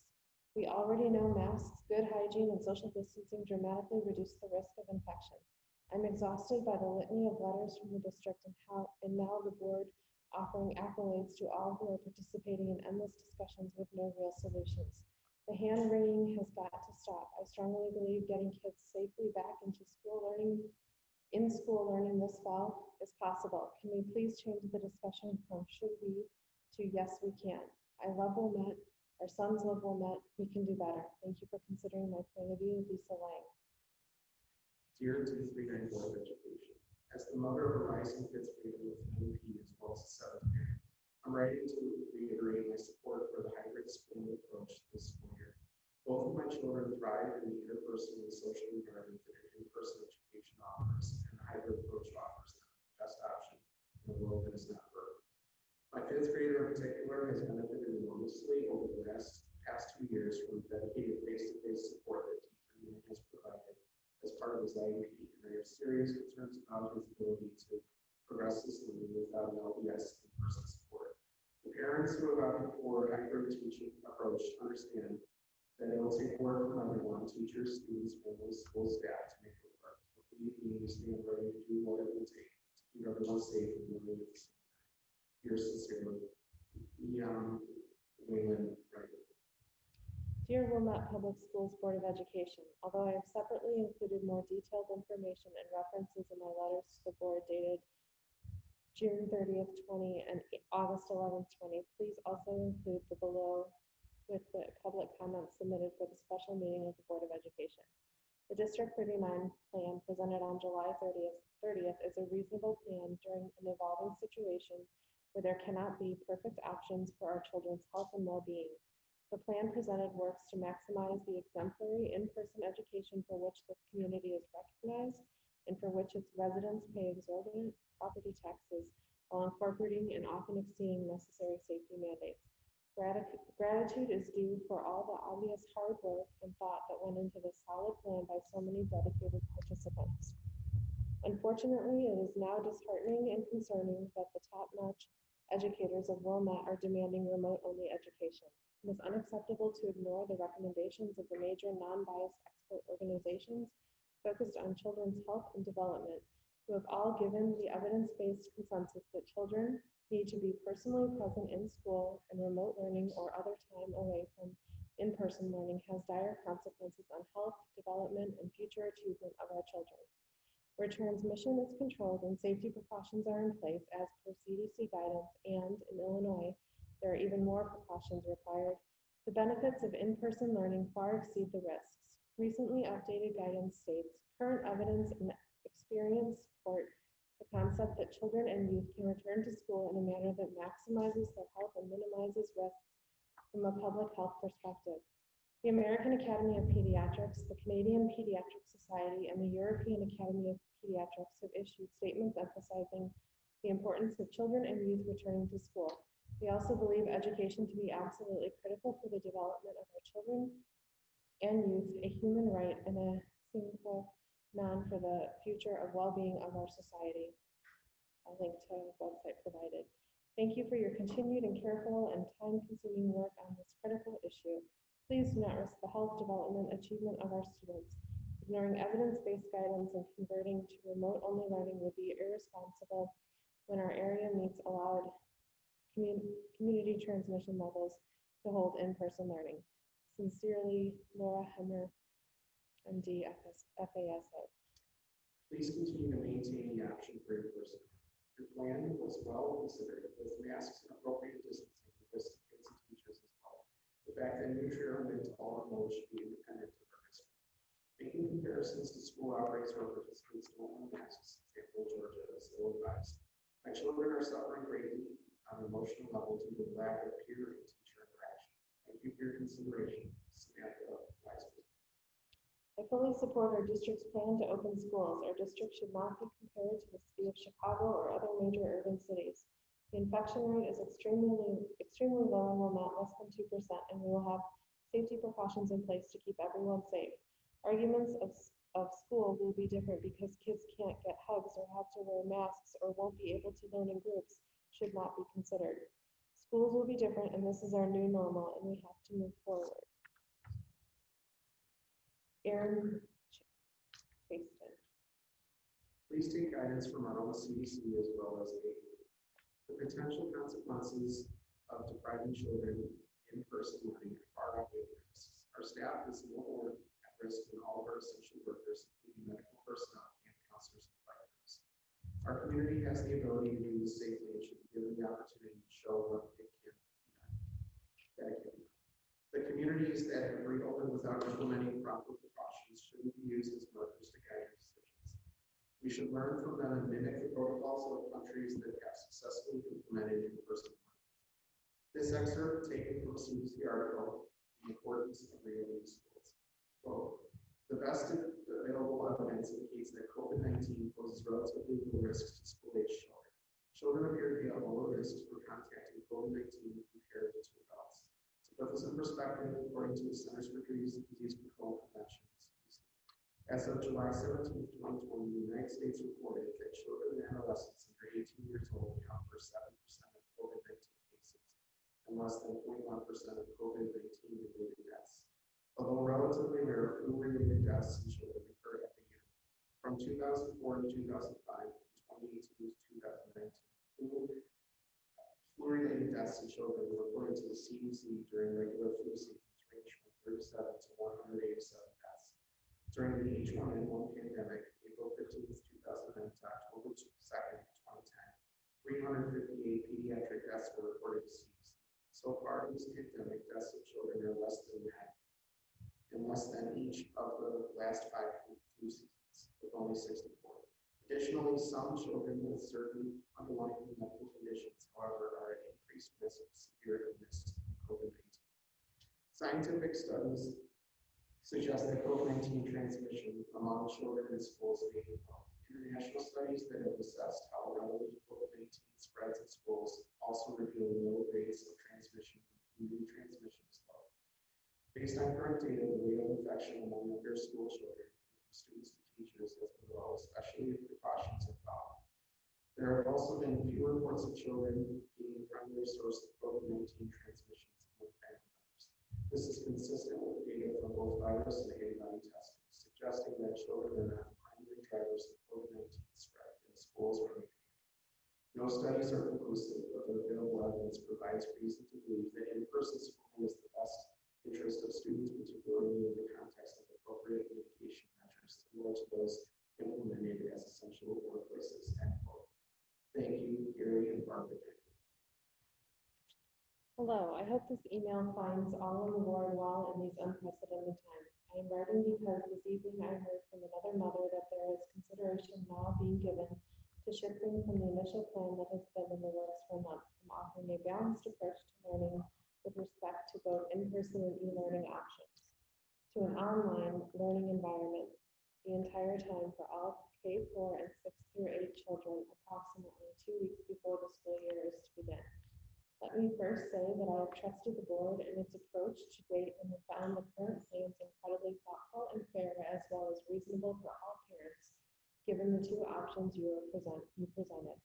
In fact, to date, I haven't heard once from the board or district any wavering on their approach.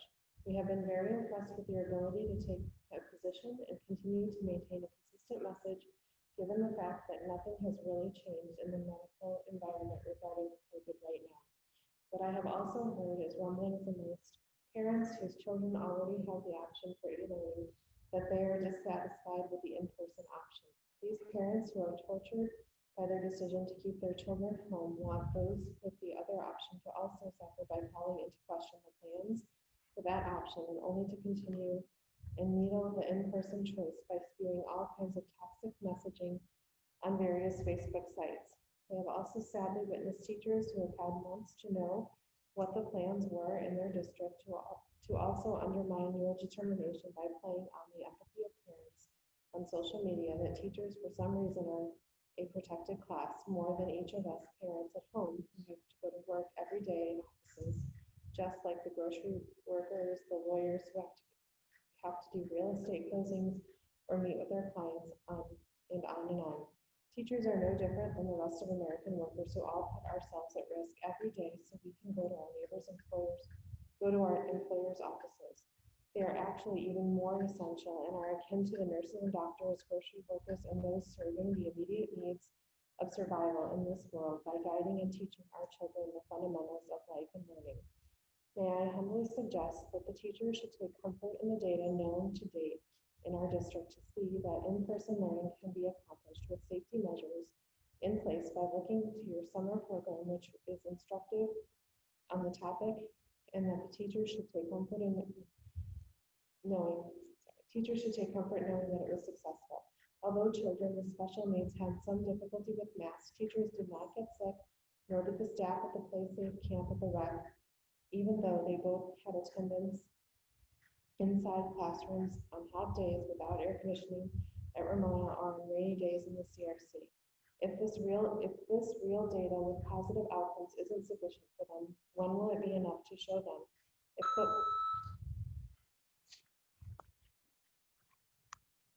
Dear District 39 Board of Education, first of all, I would like to thank you for all your hard work, time, and dedication that you have already committed to planning out the reopening of schools in District 39.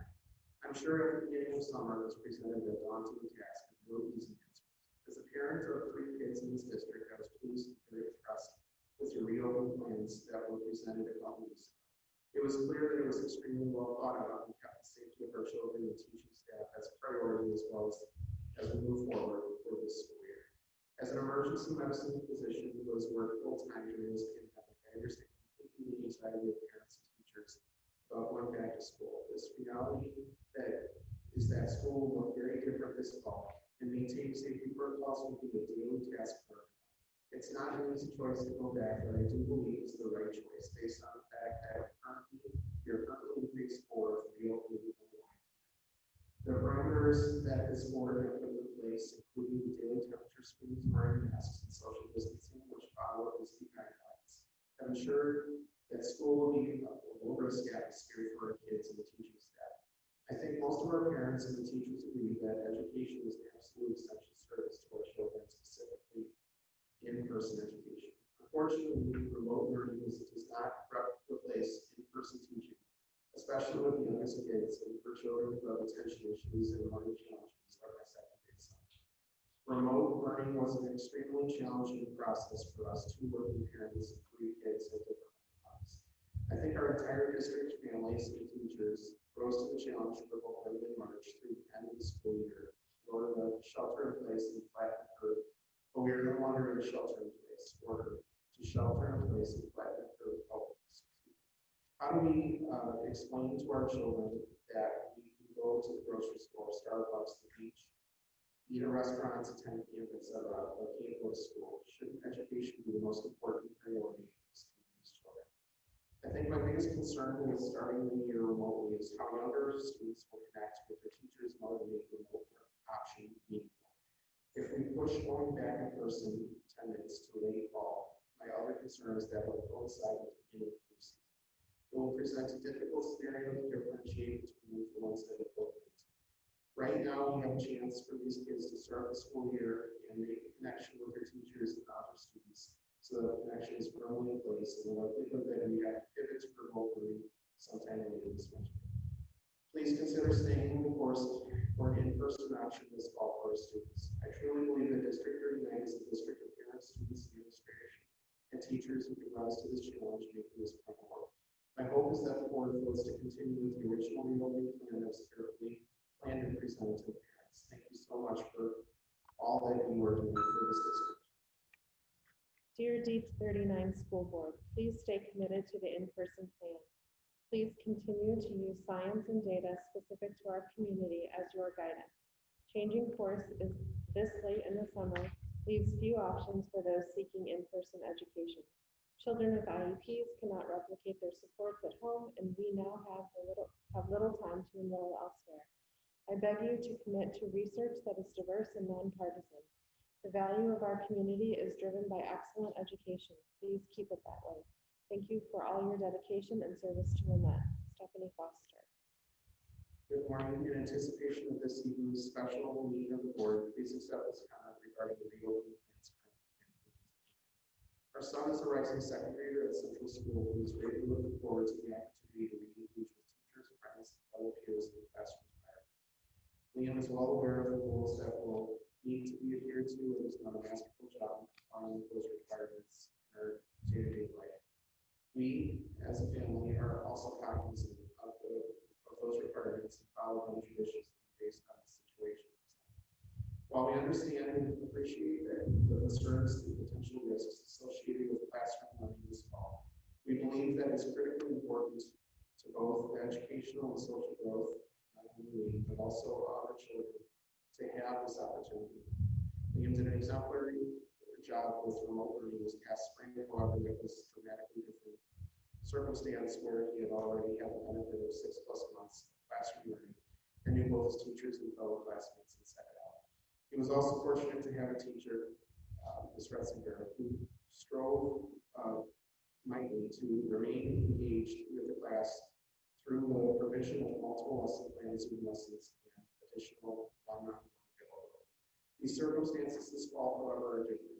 At this young age, the absence of a structured classroom environment, even one that may be somewhat curtailed based on current plans, is crucial as learning remotely comes with all the distractions and absence of group thought that turn those activities into more of a tutorial than true learning opportunity. Although we will certainly provide whatever support necessary to make second grade a successful, as long as we are all abide by the rules as proposed, we prefer that classroom learning be preserved. Thank you in advance for your consideration of these comments. We greatly appreciate the significant efforts extended by the district to develop a well-thought-out plan for classroom learning, and look forward to the continued growth of the country at Central School. Very best regards, Chairman. I realize we all can fall on different sides of the decision or somewhere in between. I wanted to officially express my support for the hybrid remote option. I realized families each have their own level of risk versus benefit, and this option allows us to make a decision that is best for us. I also feel that with the appropriate safeguards in place, those in the building, teachers, students, can be kept safe. I am back at work with Safeguard. Those who bag our groceries have been back all along. COVID was actually here in March, and we did not know it. The private schools are going back, and our own park district is operating with precautions. Our teachers can operate with the same precautions and plans in place, but I do support significant planning and investment beyond what is typical. Plastic barriers, contact tracing, temperature checks, clear policies for students and families regarding in and out of school exposures. I can empathize with teachers who have medical issues that this could be scary. I realize this is an emotional issue and teachers work hard. I appreciate all they do for our kids. I'm hoping as others who have gotten back to work, the teachers do not use childcare as their excuse or just that they do not feel comfortable. I realize they have not been classified as essential workers. My guess is due to political reasons. We all know that they are, and my guess under the other circumstances, they would believe the same thing. So we should treat them like that in times of COVID and in more normal times. The reason for our family that I feel this is the right choice is that the science tells us that it is. Students out of school present as many, if not more, issues than them in school. Hanging out, mental health issues, less controlled environment. The risk versus benefit to me is clear. I am making the expectation that our district will go overboard in investing in safety and the learning is better. However, I'm not visible to all the concerns and realize that the final decision may require a compromise. While I wish New Trier could go back next week, it has decided to use a latter approach. I feel their approach is good, so start with a plan to get the students in school hybrid. The use of metrics for decision making, having an advisory group to make the decisions when to move back and forth, clear communications, and the plan that if we are still in phase 4, that teachers would use the school classrooms to teach, which include New Trier, vast resources to provide the best teaching experience. Additionally, I would be very disappointed if we are backed into a corner and forced to make a decision that may not consider creative options to teach, a plan to get us back to school, and be for the good of the students and community. I would be happier with a delay than a rash and complete decision. I feel that having a clear objectives of what is best.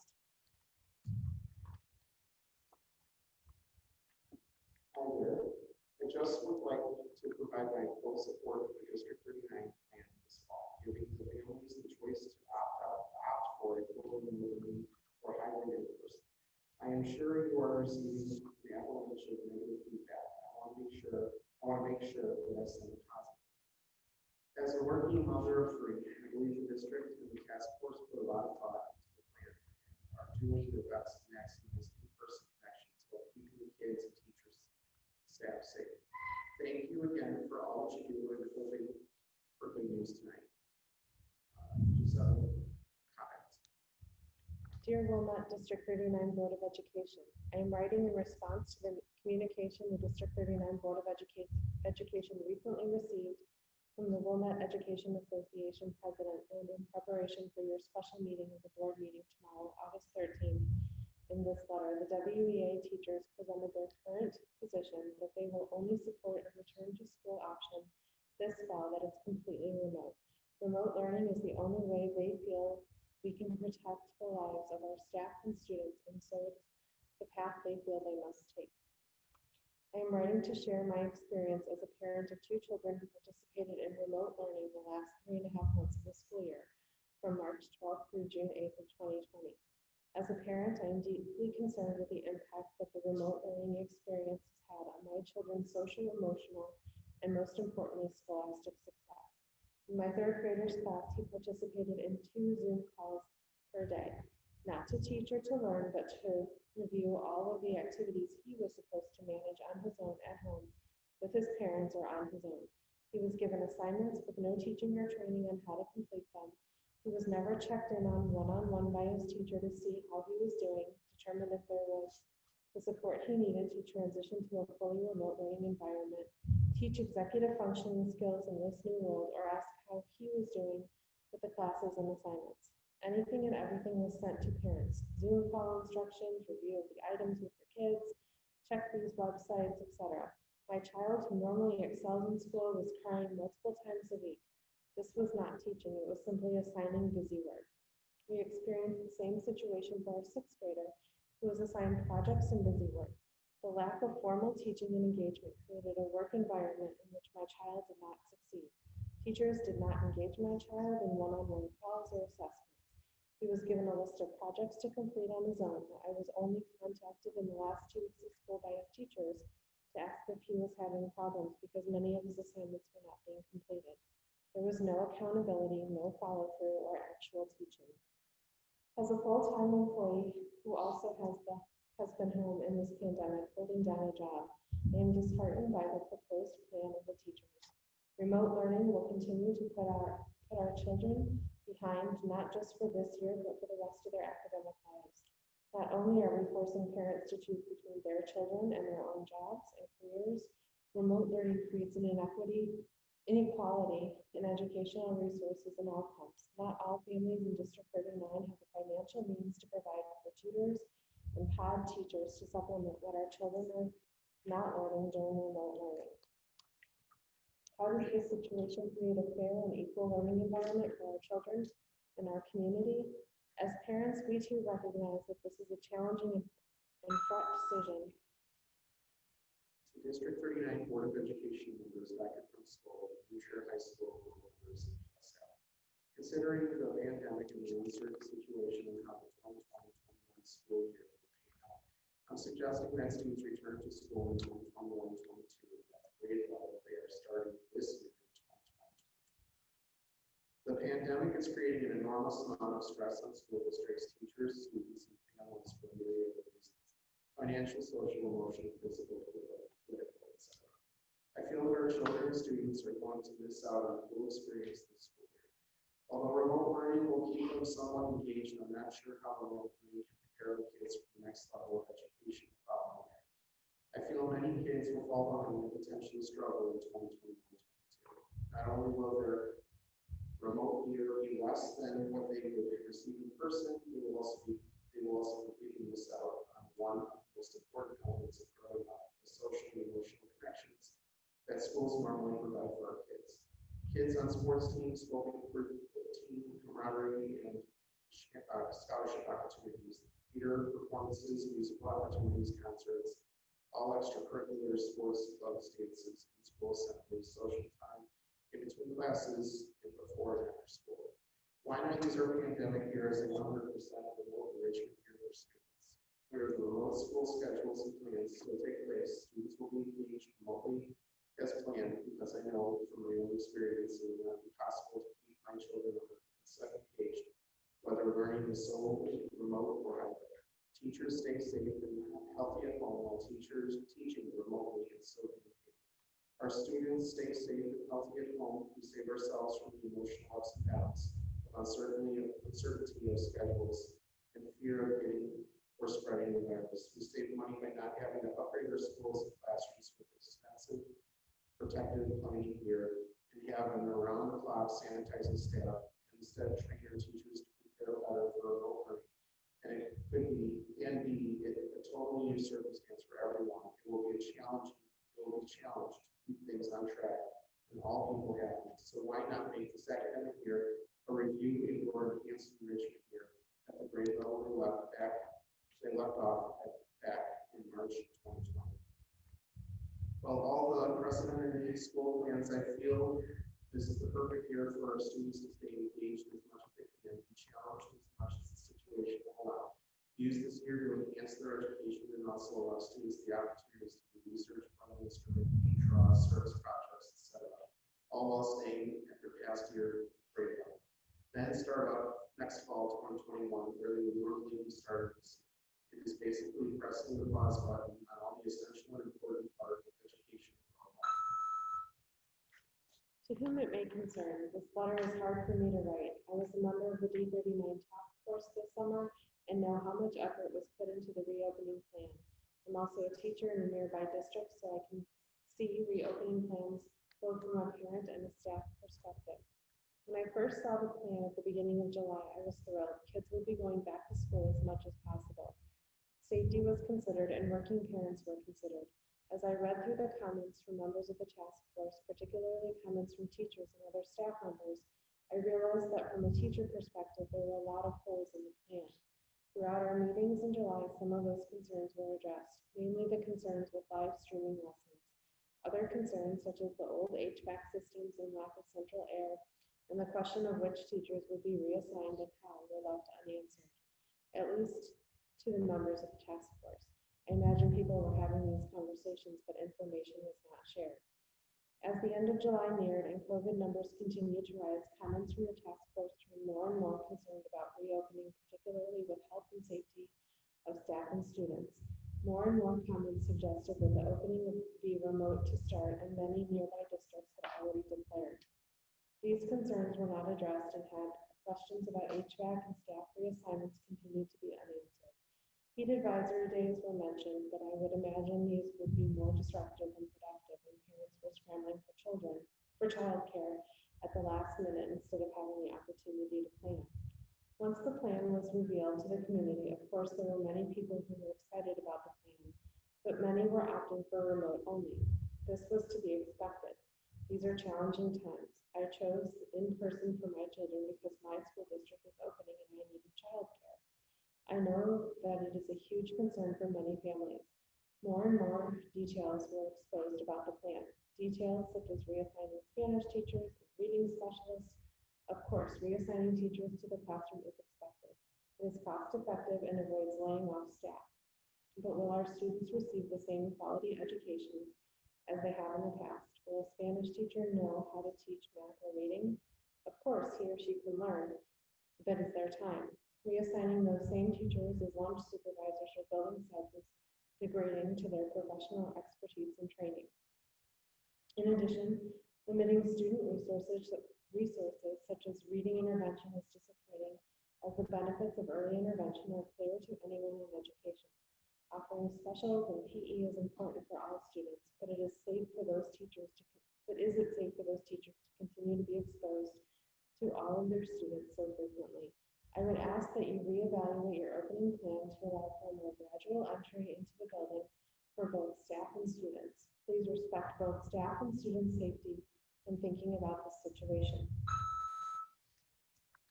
I, as a senior resident of Wilmette, am very concerned about the spread of COVID-19.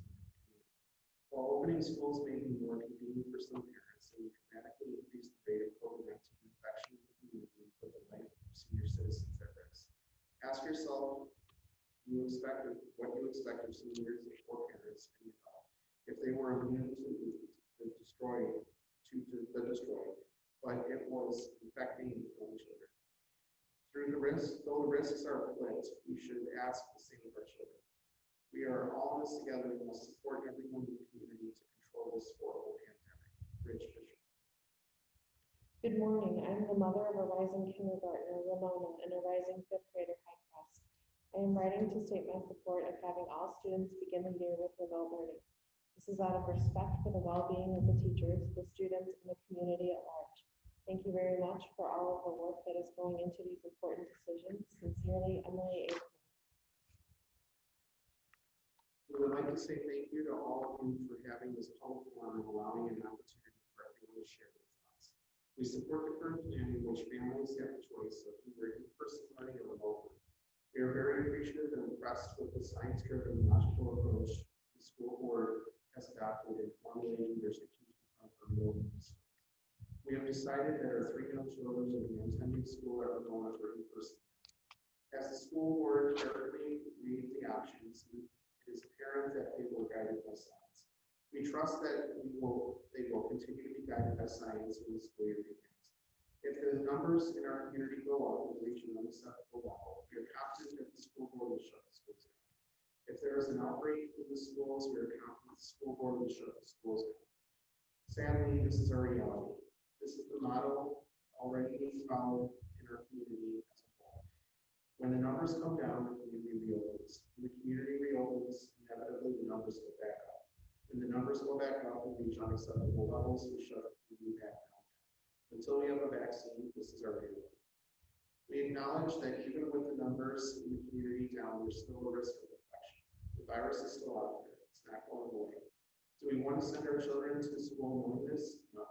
Do we wish to keep them home and have them receive a quality education in the safety of our home? Yes. Our families certainly could choose learning for our kids. We have that option. However, if we choose learning, or if our only choice is learning, we will not have anyone at home to facilitate it. One of our kids is also on an IEP, which makes facilitating learning at home even more challenging, especially considering we will be expected to work from home at the same time, which proved to be impossible last spring. Either my wife or myself will be forced to quit our jobs and give up a 20-year. We will be forced to sell our home and move to a much more affordable community, and our children will lose all of their friends and have to start over in a new community. The stress and emotional trauma that would be inflicted upon our family would be incalculable. Last spring was an absolute nightmare for our family financially and emotionally. We understand that lives are being put at risk with in-person learning. We understand that teachers, school administrators, and employees will be under the constant stress of possibly being exposed to the virus at school. So will our children who attend. So will all the parents and families who are in close contact with that school. We all deal with the stress in our homes during this pandemic. We feel that stress when we go to the grocery store, we go to our essential jobs, when we do the things that we need to do to support our families. We wish we could all just live under a rock until we have a vaccine, but we know we simply can't do that. If you think the virus is dangerous, imagine how dangerous society would become if every single person refused to leave their homes. No grocery store workers, no food processors. I am a bit confused. The district provided the reopen plan based on the detailed information provided. Parents had the option to pick in-person or remote. Now things are changing without any justification. I personally feel that misrepresentations were made. How can we believe anything that will be said this evening? How do we trust you won't change your minds again next week? Parents need to plan and believe what they are being told. Please be honest if you want us to trust. Lynn Torres. Dear District 3 and board members, question on classroom assignments. Given that kids spend most social time with a couple specific friends, will classroom assignments factor in any requests to reduce social contact? Without some consideration of how a child frequently socializes, it seems that a key reason for highly separated classrooms would be undetermined by kids with very different social groups. This isn't a big concern for us personally, but we can imagine that it would be for others. Thanks. And Jessica. Hello, my daughter is going to 4th grade this year and has a 504 plan. We have been back and forth in terms of whether we want to sign her up for remote learning because of the current COVID situation. We definitely miss in-person learning. However, the proposed opening plan by District 39 does not provide safety and doesn't allow for 6 feet distancing at Wilmette Elementary if class sizes are kept at 16 to 18 students per class. Why is Avoca West able to create class sizes of 5 to 10 students and have way more than 6 feet distance between desks? I am in the healthcare industry and wonder if the administration heard of such things as viral load, the amount of particles a person is exposed to and gets in his or her system. COVID is dangerous because both the amount and duration of exposure can affect how your body will react to virus and how severe your illness will be. Higher viral loads are associated with worse outcomes. We all want our schools to reopen, but current plan is not safe. New Shore has proposed a much safer gradual ladder school reopening program. No need to reinvent the wheels. Please have District 39, K4 follow the same plan and introduce the amount of students gradually. Tents, studying outside, using gyms as a classroom are not sustainable long-term solutions. Gradual student enrollment, smaller class sizes, and proper distancing no matter how often you will sanitize your hands and have everyone wear masks. 16 to 18 students in a crowded classroom for 6 hours will cause infection outbreaks sooner or later. Thank you, Oksana Bartholomew. To whom it may concern, I'm writing to plead with the board to keep in-person learning options open. I'm the working mother of 2 children, one with special needs. My husband also works full-time. I cannot homeschool them both, and in-person learning options are absolutely essential for them both and their Florida. We fully support and endorse and need in-person learning. Please offer this opportunity to our children. To not do so would be devastating to our family and our children. Summer school this summer was fantastic. My son wore his mask and kept social distance. Health and safety was maintained. This, along with the success of other countries with similarly low community infection rates as our current situation, should be encouraging to students, teachers, and staff that this can be done. In Wilmette, we stand for excellence. Let's show our children what we can do. Emma Tecasa. Hi, we want the board to know how grateful we are as a working family that you've given us the option of in-person learning. Please do not take this option away. I work at an early childhood center and we have been reopened since June 8th with absolutely no issues for kids or staff, knock on wood. The kids and teachers spend plenty of time inside and outside and everyone is comfortable with the new normal.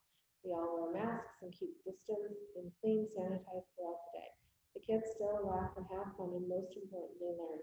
I used to be a high school history teacher in CPS and marched with the Chicago Teacher Union during their 2012 strike. However, as time went on, I've seen the teachers union leadership bully and shame their members into compliance and put their own needs before families and students, and the voices of our teachers who may disagree, and the voices of other teachers who may disagree.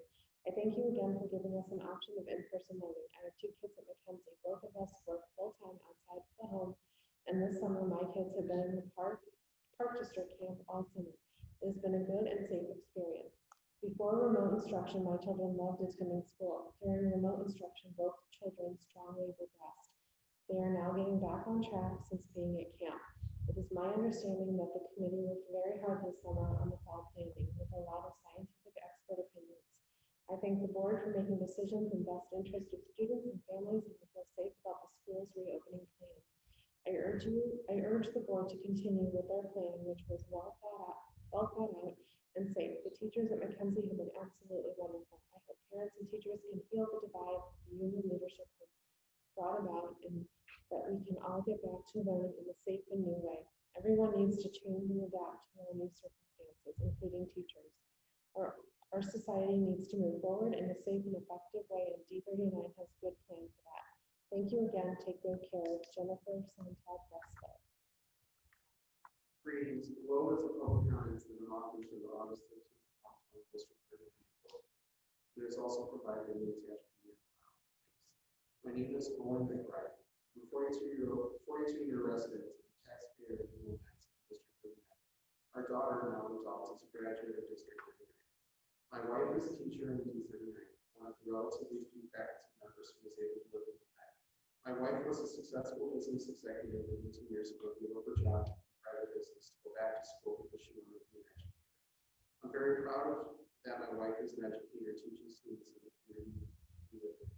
I add that my late mother was an elementary school teacher for 34 years in the Chicago suburb of Wilmette. Unfortunately, since my wife is 62 years old and 97, she was seriously considering resigning if forced to work in person this fall. This would be a sad end to her career as an educator. But to be clear, these are my comments based on my own assessment of the situation and how my wife's analysis. I urge the superintendent and the board to start the school year on a fully remote basis. Through at least the end of the first quarter towards the Thanksgiving break, and then reevaluate based on the then current conditions and metrics. No matter how good the in-person plan may look on paper, and I know is a product of much hard work, it will be impossible to implement and practice with safety for all, including enforcing continuous mask wearing and proper social distancing, especially for younger children.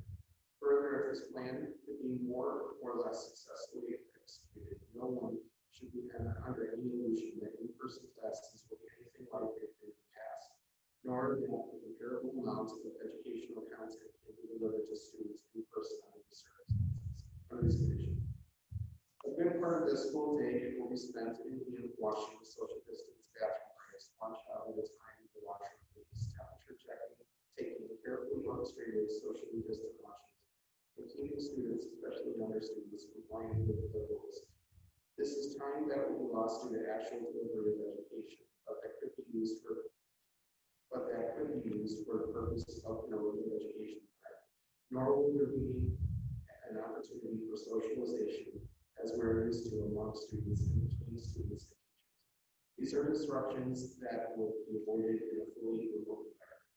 Staffing is likely to be stretched in at the outset because of the number of teachers and staff who expect to request to take leaves or simply resign. Moreover, if one of the staff members, students, and family members test positive for COVID-19, classes are quarantined, and then the substitute teacher will must drive, which it has done in recent years, even before the pandemic. The educational process will be further disrupted. Again, anyone who thinks education under these conditions. Upon in-person school reopening, whenever it happens, will it be mandatory that all children, except those with a medical exemption, be up to date and fully vaccinated to protect them, others in the school, and our community, and help with the expected rise in healthcare needs this fall, COVID along with influenza, so as to try and not overburden our healthcare systems and all their staff. Even with excellent hand hygiene and social distancing, the flu is easily spread. Our best defense would be to make sure that all get the seasonal flu vaccine along with all other required vaccinations before a child is allowed to be in an in-person classroom setting. A. Fogel. I hope that the months of difficult planning to offer the option of remote hybrid will not key to peer pressure. Specifically, WJHS is not full of teenagers or disregard safety guidelines going to large parties. WJHS is not as large as a trailer. The hybrid plan was a good one for middle school and junior high school. Please stay the course. As the Wilmette Support Staff Union President, I am addressing the Board of Education on the subject at the start of the school year. It is my belief that if the board and administration are really committed to putting the health and welfare of the school community as the top priority, the students should start the year remotely. Taking time by bringing the students back gradually will give the staff time to evaluate the plan in action with less risk. The support staff are frontline workers doing many of the more risky jobs involved with in-person learning. While we trust that many hours were spent developing the in-person portion of the plan, the safety of the implementation can only be known as students come into the buildings. That is why assessing it with as few students and staff in the buildings at a time is a safer option. The WSSU and WEA look forward to working with the board and administration on the metrics for full in-person instruction. Please consider and vote in favor of this revised plan, putting the school community in the safest position. Kathy Peach, Wilmette Support Staff Union President. To the Wilmette Board of Education, my name is Todd Pemberton, and I am a community member who is educated by District 39 through WGHS, where I graduated in 2006. Wilmette will always be my home, and I have deep affection for the village's residents, especially its teachers. I am alarmed by the faculty of District 39. I am alarmed about faculty of District 39 being directed to return to teaching in person, despite a national death toll from COVID-19 that exceeds 160,000, and despite most neighboring districts committing to remote learning for the first half of the upcoming school year. The infection rate is higher today in Illinois than it was when schools shut down in March. This rush to return to in-person instruction has left me baffled. When I attended school in Wilmette, the district's motto was teaching tomorrow's leaders. This moment calls for real leadership from the board, and that kind of leadership is never easy. It requires the board to make a decision that ensures the safety of all students, staff, faculty, and residents. It requires this board to move to begin the school year with remote instruction. While it would not be the desired framework in the normal circumstances, you are presented with a very real opportunity to teach online collaboration, foster learning, and independent growth. This future of work and scholarship will largely be done with technology and remote. Children need not lose out on social interactions should their parents believe it's safe to engage with their friends outside of the classroom. Additionally, the remote instruction provided by the district's teachers, some of the finest in the country, will be vastly different and substantially more effective than the crisis teaching we were thrown into last spring. As this district has already prepared for the eventuality of that reality, I see no cause to delay implementing it straight away. Teachers will not be able to do their best work in the classroom with the constant stress and fear of contracting the virus. A paralyzing state of mind as it places them in their loved ones in harm's way. Some Some schools don't even have the proper ventilation or lack air conditioning. The learning indoors will inevitably be subpar as a result. The more able teachers will be unleashed long after this pandemic passes, and the board will be on the wrong side of history. We must use data to drive decisions before putting anyone back in school, set clear and reasonable metrics that don't put folks in the classroom, while County still rates as a hotspot. I love these teachers. I haven't had an opportunity to express my gratitude to each of them. Many of them are so employed by the district. They shape this movement I am today, as well as the character of their peers. And if the children of this community are so fortunate, they too will be nurtured, cared for, and raised higher by some of the most remarkable individuals I've ever had the privilege of knowing. I absolutely believe that they will give care of themselves to make sure the students have an outstanding learning experience while remote. And some of them have done it for decades. This is tough. Dear District 39 school board members, we are writing to voice our desire for a return to hybrid in-person school this fall. We were very impressed with the two plans options that you, the board, the administration, and the selected parents and professionals on the planning committee put forth. Thank you for so much time and careful thought put in over your summer. The combined plans covered all bases to protect everyone, especially those most vulnerable, while letting the rest of the population return to some state of moving forward. This, of course, benefits all. We were disheartened to hear of New Year's decision to start remotely. We are fearful of D39 following suit. We would argue that older kids are more successful at e-learning, and we witnessed it even in our own home. D39 can and should stand on its own with its own plan that can vary by age. If there is a time to return, even if a lesser amount than your previous plan, it is now. Positivity and overall rates are low and encouraging in Wilmette. We are a community that respects masks, social distancing, and each other. We would protect our beloved teachers with anything we could, and we believe you and the administration have done so with so many well thought out safeguards. Your plan is safe and is a good balance for teachers and students. According to the IDPH, there have been 230 confirmed cases of COVID in Wilmette ever. 30 cases in patients under 20 years old ever. Positivity is well within safe levels. We cannot look at national or larger area data to make our own local decision. New York City is not doing that. The city has suffered greatly and will protect itself, teachers, and students at all costs. From the New York City Department of Education site, we are preparing to deliver their education through a blended learning model. Blended learning means students will be taught on-site in school for part of the week and will attend school remotely the other days of the week. If we do not return to in-person hybrid, what are the metrics for a safe return? Rumor is that the union demands a vaccine and 0% COVID. That is ridiculous, potentially years away and obviously not realistic. But what will be safe enough, if not now? We do understand and agree that if numbers get higher, we should not be in school. We are just not there based on the data and science. What more should we look at? We are most concerned about our elementary student doing remote learning, but have serious concerns about our middle and junior high students as well. Remote learning at the elementary level was not easy or personally successful in the spring. The students had incredibly disparate experiences even in the same grade. For the learning of fundamentals and educational building blocks, this is terrifying to imagine again. I know my child was behind many of his peers, especially in reading. I do not blame teachers. They needed more training and direction. My understanding is that very little.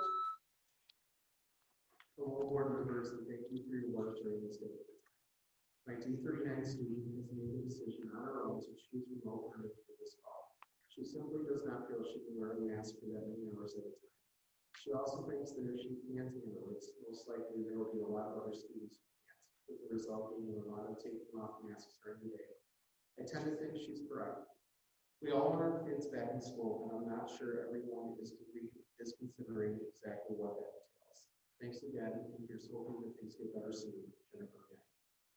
W39 Board of Education. First, thank you to the Planning Task Force, administration, and board members for all of your hard work on creating a plan that both protects the safety of our students and staff for in-person learning while providing an option for those who prefer to learn remotely. I am proud to be a part of a community that recognizes the importance of in-person learning for students, specifically those with disabilities. For some students, like my son, learning remotely is not an option.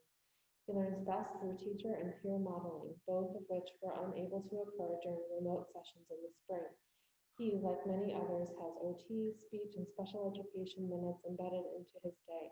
These minutes were not met this spring. While I appreciate the district's effort to teach remotely, I saw firsthand the regression from months of missed services. At such a young age, at a deficit, this has had a significant negative impact on my child. While I know there is a chance of quarantine periods and a switch to remote learning within the school year, every opportunity to learn in person and receive services is beneficial. Thank you for understanding the needs of your students and community. Danielle Rosen. As the extreme importance of air purifiers be considered, currently the CARES Act specifies and financially supports air purifiers for retirement homes. Also, dental offices have installed multiple air purifiers into each office. These air purifiers do not replace all PPE to be used, including mask, cage, and clothing. To the school board, the members of D39 Reopening Task Force, and our amazing teachers. First and foremost, thank you for all of the time and energy you have put into creating a workable, flexible, and evidence-based plan for how to create a safe and impactful learning environment in the midst of a global pandemic. I am writing in support of the plan, but also with a plea to continue to listen and work with our teachers so that all stakeholders, students, parents, and teachers feel safe and empowered as we move forward. I write to you as a parent with a rising fourth grader and as an active and concerned member of the community, and as a hospital-based physician who went through a similar reopening. I am by no means an expert in infectious disease or epidemiology, and so I cannot share any thoughts on how this disease will spread or progress. What I can share is the lived experience of a cancer surgeon who was working at a major local health system during the height of the pandemic, how we responded as an organization, and how, most importantly, what impact that had on individuals. What worked for North Shore, I emphasize that I do not speak on behalf of North Shore, was an open, transparent process with a leadership team that included all stakeholders, an awareness that our knowledge was limited and constantly changing, a willingness to be flexible as better data was obtained, and perhaps most essentially, a general assumption of good faith amongst all those involved. Without this foundation or trust, none of the other components could have worked. All of these plans only work if we assume that we are all working in good faith to support our community. I love our teachers, and we are so incredibly fortunate to have such amazing teachers here in Wilmette who support our children and, by the extension, our entire community. And yet, when I initially read the letter written on their behalf, I was disheartened to see in the tone and language an assumption that the district, the reopening task force, and those of us who had opted for in-person may not have the best interests of our children or community at heart, or at the very least, to a lesser degree than the teachers. Any language that implies that only we know what's best is counterproductive to any long-term collaborative solution. While I still feel that such language and positioning is not productive to the goals and needs of the community, when I reread the letter with the same assumption of good faith that I have asked of others, I can more clearly see that underlying their words is an emotion and a sentiment that I emphasize with deep fear. There is a powerful sense of fear, and at the same time, and that same fear was shared by many of my colleagues in the hospital, myself included. This fear extended not only to the individuals back at work, but to their spouses, children, family, friends. Let me be clear, I support this plan, but I also want to emphasize that it is scary to reopen, especially. We have about 5 that are aiming for the 6:50 p.m. deadline today, so I'm going to go ahead and do this right. I'm concerned about the considerable percentage increases in cases locally in Wilmette over the last 14 days. The last I checked, we were at a positive 142% increase in positive cases in our zip code for the CDC. In addition, our surgical and ICU bed capacities were only at 30 and 35% filled availability. This seems very close to the 20% warning threshold. All these increases are happening despite the fact that students are not yet back in classrooms. I don't understand how the district can responsibly open schools and thereby increase the risk of exposure and illness to our students, staff, families, and community at large while we are trending in the wrong direction. I feel the full day in school model is an extreme starting point for the district, even in a hybrid model for elementary schools that are being more responsible, allowing smaller class sizes and removing the need for lunch in school. Additionally, there have been new studies indicating that transmission can and does occur via airport droplets. I firmly believe the district should consider starting fully remote, like in Trier, and watch the trends in positivity. We should be trending down and not up if we are considering sending children back to the classroom. Conservative.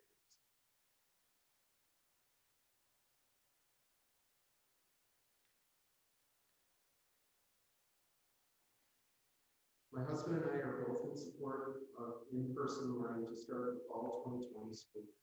Thank you for your efforts. Very appreciative to be in this district. Dr. Stephen and Kelly Botchman.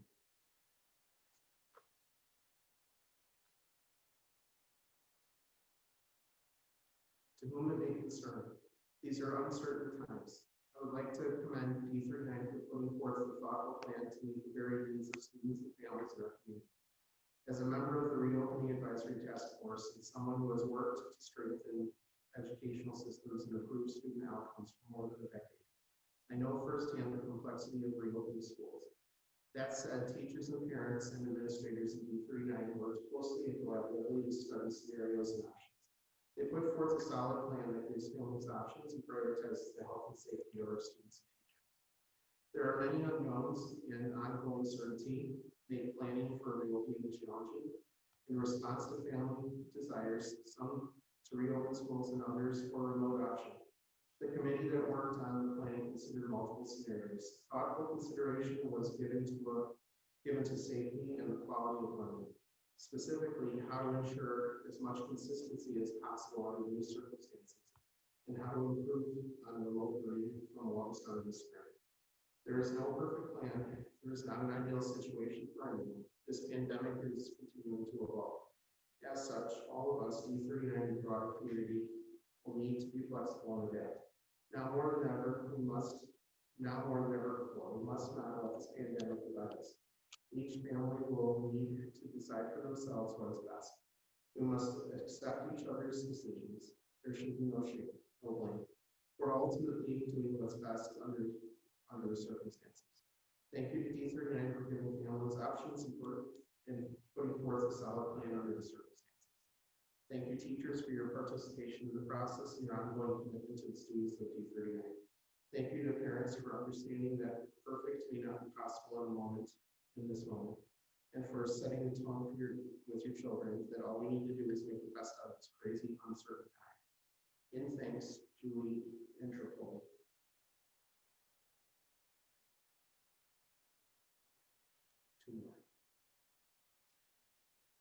Dear Board of Education members and Dr. Muscoli, first I would like to thank Dr. Muscoli, Board of Education, and everyone else who worked so hard this summer on our reopening plans. My personal belief is that school districts were put in an impossible position and that more guidance and funding should have been provided by the state and federal government. Unfortunately, you were tasked with figuring out this mess, and I know you have worked tirelessly to find out a way to make it happen. I also appreciate the recent compromises that we made when you became aware of the teachers' concerns for the health and safety of our students and our families. For those of you that do not know me, my name is Heather Cartwright, and I have been a classroom teacher in Wilmette since 2009. Throughout my tenure in District 39, I have had a wonderful experience with the Wilmette community, my administration, and colleagues.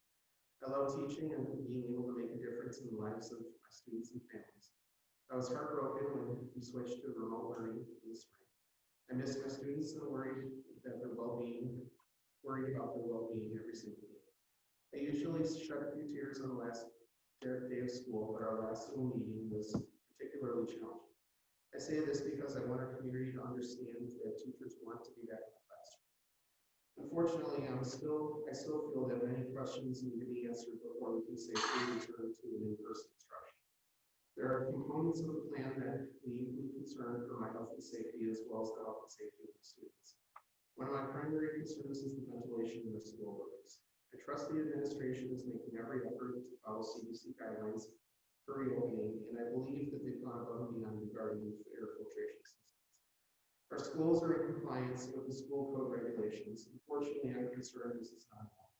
The CDC guidelines for schools regarding ventilation are somewhat vague, but the CDC guidance for office buildings offer many specific strategies that can be implemented to minimize the risk of airborne transmission. It is unclear to me why schools are being held at a lower standard than office buildings, but I do know this is not the fault of our local administration. Many classrooms do not have air conditioning or windows that open for adequate circulation. This is an incredibly contagious virus, and there is mounting evidence that new infections occur primarily through airborne transmission. I'm fearful that our staff and students will be put in danger because of the novelty of the virus and the lack of quality data to support how we can safely return to in-person instruction. Finally, I realized that remote learning presented a challenge for families. It was a struggle in my home as well. These are incredibly challenging times for us all. I worked incredibly long hours during remote learning, but I realized my instruction was not as effective as when in person with my students. However, if provided adequate time for professional development and planning, I truly believe that remote learning would be a better model of instruction than what we are currently able to provide in person.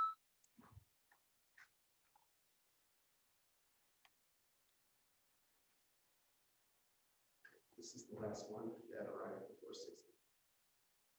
As parents, we were told that the reopening plan was for District 39 on July 30th, 2020. The plan. Other than matters that would arise from the Illinois Department of Health or the governor's office with respect to the COVID-19 virus, nowhere in the plan was there any conditions placed on the execution of the plan or a potential delay in the plan. As parents, we were asked to choose between remote learning and in-person learning in the district and prepare for the opening of the school year. I sincerely hope that the plan has not changed and will remain represented to us and take effect on the first day of school. George. Thank you, everyone who sent in comments, and those of you in the audience who gave public comments. We can allow for those who spoke. If there are others who'd like to speak, they can speak now. If you've already spoken, you can speak for 1 minute. We use the timer and ask you to be respectful given how many comments we've had in the late hour, and I know that lots of you are waiting to hear about the reopening plan. Are there those who would like to speak? Okay, I will now turn it over. Can you please come to the microphone so those that are listening at home can hear, please?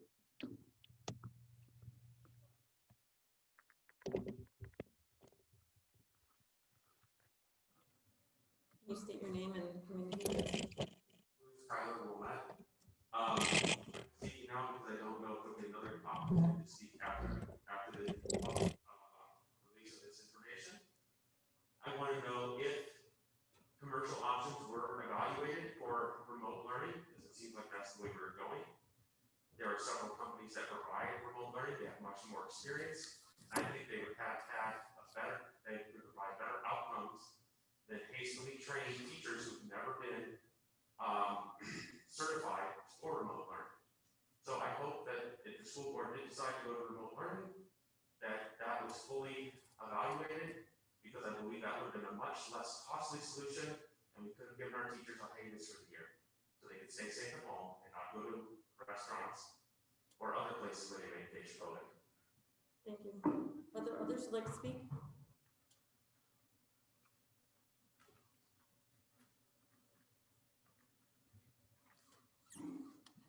Victoria Schmieder, Wilmette. First, I want to say, I think I will share the sentiment with a lot of other people who are both here in the audience and as well as at home watching remotely, that from the parents' perspective, it is appalling that we did not receive a revised version of the plan prior to this meeting and were not prepared to respond appropriately. Secondly, I feel like we're basically being sold an unlabeled can, because we don't know what this new plan is, and all of our comments are as a result all over the place. It's unreasonable to wait for a vaccine. pregnancy may not come in a year or 2, 3, or 5. We may not achieve herd immunity in the foreseeable future or ever. It is unsustainable not to return our children in the classroom for in-person teaching, for in-person learning indefinitely. On a personal note, I have 3 children, and I've observed them also on different levels, from high school to preschool. The children in high school do better in the remote setting if needed. The middle schooler struggles, and the preschool child has been attending daycare since June without any incidents. So I do ask you to take into account the majority of comments that you've heard today for in-person instruction and choose to stick with the July 30th, 2025. Time's up. Thank you.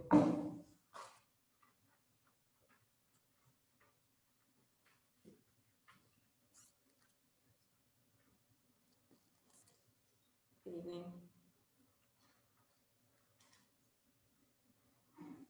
Malika Myers in Wilmette. I just want to echo the previous speaker's frustration with the fact that we are spent, I think, going on 3 hours now, hearing commentary for something that I personally don't understand. I was given a plan on July 30th. I made some decisions on it. I do not understand what a new or revised plan could be. And I'm really frustrated that an agenda would have commentary before a plan was actually shared. If you actually want commentary, then you share the plan, and then you ask for feedback. So it just isn't a matter of agenda. I would recommend that the board reconsider how you select which items go first in this process. Thank you.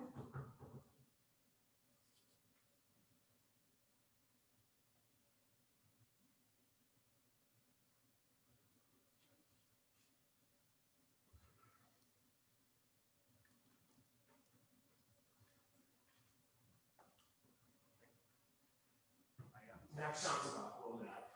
I also came under sort of a false assumption that we were here to discuss what was on the agenda, which is reopening the plan. It didn't say revised plan.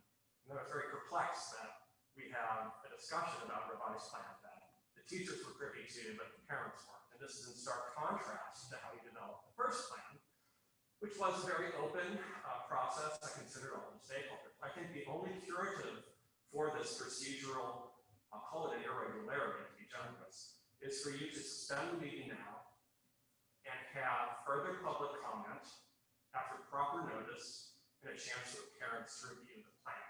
I know some of you are attorneys, and I think you would agree with me that procedurally, that's the only thing that makes sense. Thank you so much. Thank you. Are there other people who wish to speak?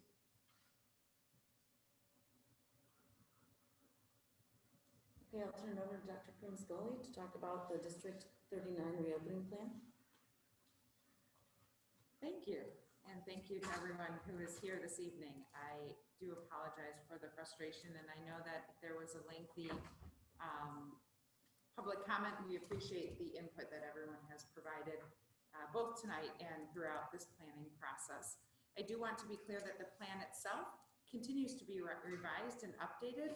However, what is being presented tonight is not a different plan. It is a revision of and an update to the plan that has been provided so far. So I'm going to just walk through that. Hopefully, Tony can put a slideshow up on the screen, and I can update everyone about the calendar adjustments that are recommended in order to support a smoother transition to the start of the school year.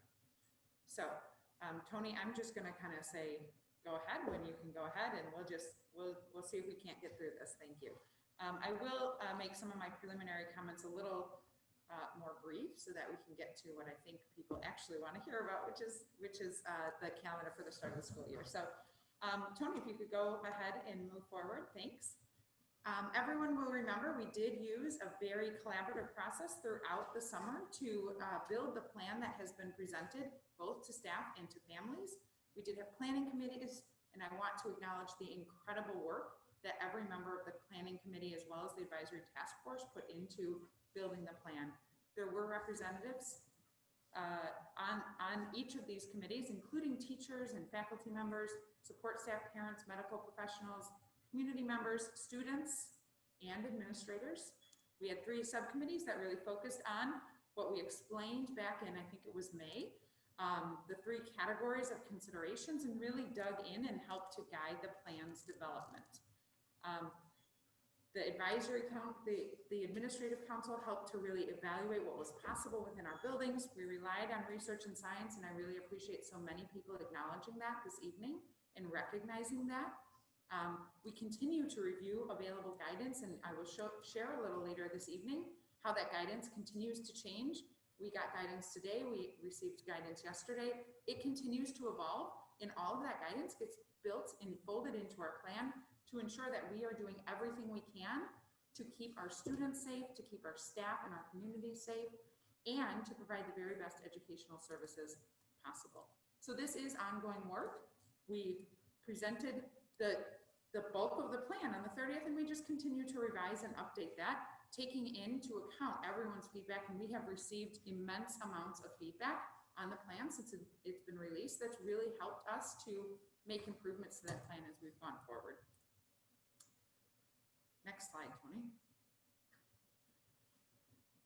These are our commitments. They have really guided our work throughout the summer. They have guided our plans and guided the work of each committee member, and I truly am appreciative for that. The commitments were set by the board, and throughout our planning, we have really aimed to provide that in-person learning and connection as often as possible while abiding by the state health and safety guidelines. And I will say, for our district, that has never wavered. We have always wanted to provide as much in-person instruction as we can while making sure that we are staying true to every single health and safety guideline that is provided to us. So that does require some revision along the way, but most importantly, we at no time ever were willing to jeopardize or loosen the adherence to that guideline as we built the options available. And that really has presented for us some significant challenges, but they were challenges that we were up to tackle. So we presented our reopening plan.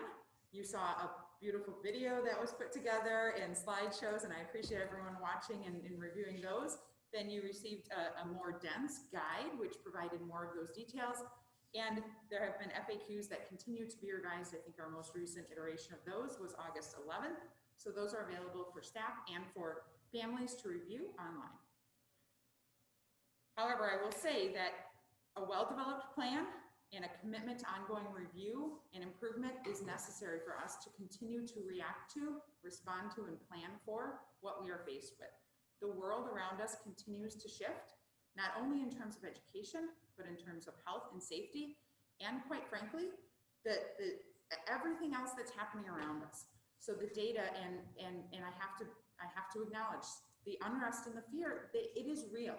Many of us are worried about returning to work, and it was nice to hear from some of our doctors and other essential workers who have explained it is scary when you're coming back to work and you're worried about your health, you're worried about doing a good job, you're committed to doing a good job, and yet you need to balance how to accomplish all of this. And so we continue to work on that. The plan was presented knowing that we were in phase 4 and recognizing that we may need to pivot depending on what happens with transmission data, depending on what happens or what is directed of us by the Cook County Department of Public Health or the Illinois Department of Public Health, as well as our ability to implement the guidelines as have been established. I'm not going to review all these because I know you all have heard about these, but these are the highlights of the ISB and IDPH guidance. Again, they continue to grow. We, I think, just got recent guidance again a couple of days ago about the learning standards for how to implement both remote and in-person learning. And so we continue to iterate as we learn more. In the next slide, I'm also not going to emphasize too much, but I did just want to, again, reiterate that what the Illinois State Board of Education and the Illinois Department of Public Health, both experts in their field, are telling us we have incorporated into our plan. So wearing face coverings is critically important when you're in person, maintaining that distance, limiting group size, doing symptom checks, keeping a clean environment, and implementing both in-person and remote learning to the greatest extent possible. We've also implemented best practice. We've reduced our class sizes to accommodate distancing requirements. We've also taken the pod approach, which has been an extensive process, and I see some of my administrators sitting here in the room right now. Their computers are open, not because they're not listening to me, but they literally probably right now are building out class assignments and staff assignments to ensure that we have the proper pods to maintain the safe distancing and high quality educational services for our students. So this is an ongoing process. In addition, we're building out professional development plans that will be implemented next week and even later. I know we have some meetings even tomorrow. Ongoing support is necessary for everyone in order to make this work and to sustain it for the long run. Social and emotional well-being is also a critical factor. And I know sometimes we think about that as the add-on, but right now, if we are going to do this and if we are going to help our students to really be successful when they return to in-person instruction, we need to make sure we're ready to support them. And in doing so, we have to support our staff and our faculty as well. So we developed our plans and you all have heard about them and reviewed them, and we appreciate that. And we, throughout this process, have said we need to be prepared to pivot as needed because the guidance and the transmission data continues to evolve around us. Parents were asked to select on the next slide whether they wanted to enroll their child in in-person instruction and in the enhanced remote learning model. So I'm going to talk to you now a little bit about the updates. I'm going to give you some information and tell you a little bit about what's being updated within our plans at this point. I know some people have been eager to hear about the enrollment and the staffing, so I'll tell you about that first. This is a quick snapshot on the next slide. Thanks. Quick snapshot of our enrollment commitments. You'll see just under 3,600 responses. Some are duplicates here and there. We have found a few parents who I think maybe were eager in making sure that their enrollment commitment was submitted, but for the most part, it represents our entire district. We had 78.6% of families elect for the in-person model that's available to that grade level or to their child, and about 21.4% of families elect for a full enhanced remote learning program. As we have built out our sections, as we do every year, then this means that for each of our elementary schools, we have about 4 to 5 sections per grade level for in-person instruction, and district-wide, about 3 to 4 sections per grade level for a fully remote program. So that's more sections than we've ever offered in our district, and that is primarily due to the reduction in class size and the myriad options that are available to families. That has really caused us to need to open additional sections to adhere to our plan. Similarly, at middle school, we have 4 houses per grade level of in-person plus 1 house per grade level of fully remote program. So those teachers are different. A teacher is either teaching with the in-person program or is teaching in support of the fully remote program. There are some specialists who do crossover, and so there's some uniquenesses there. But similarly, at the junior high school, we have 3 5-person teams per grade level and 1 3-person team for the fully remote program. Looking at our staffing, this slide isn't quite as clear as it might be. Looking at our staffing, our preliminary survey data, so we looked at the enrollment data, right? And we thought there's going to be, based on our early surveys of families, we thought there was going to be about 80 to 20 in our split between those committing to in-person and those committing to a fully remote program. In our preliminary surveys of staff, we thought there would be about 5% of staff needing some kind of accommodation or medical leave based on some conditions that they experienced for themselves. And we certainly want to be able to accommodate those to the greatest extent possible. As we've come closer to implementation of the school year, that number has grown a little bit, and there's a variety of reasons for that. But we are continuing to remain committed to accommodating those staff members who either need it because of some kind of a medical accommodation or some other kind of a leave need.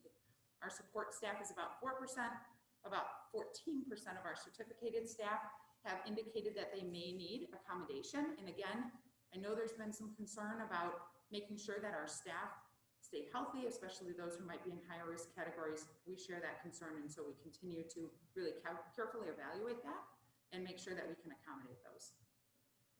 So I provided just a quick list of, oh, sorry, go back just 1 second, Tony. I apologize. There's a list of leaves And right now, within our current environment, this is far more complicated than it ever has been before.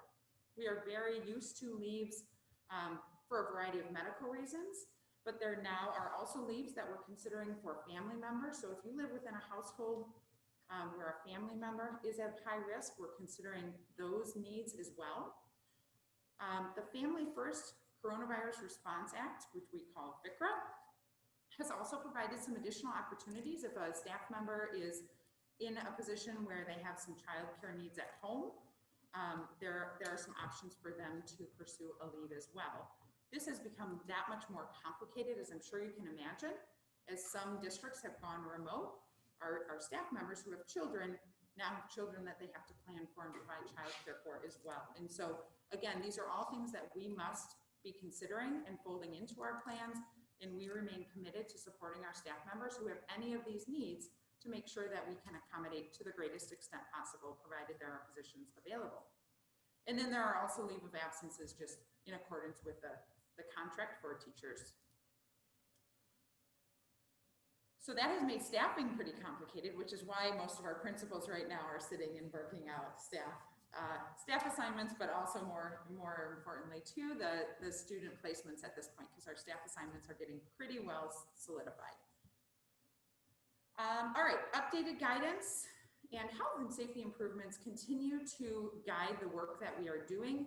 They are ever changing, and I have to tell you all, I can't keep up with my email because they come via email, and we constantly have to be reviewing and reincorporating those into the plan. So you will see revised FAQs, you'll see updated, the guide being updated, because we are getting ongoing guidance and we want to make sure that we're incorporating those. So just a few examples here that I've listed that have come out just recently and have caused us again to kind of make sure that we're reevaluating things. There's new health guidance for schools released by the Illinois Department of Public Health just yesterday, I think that is.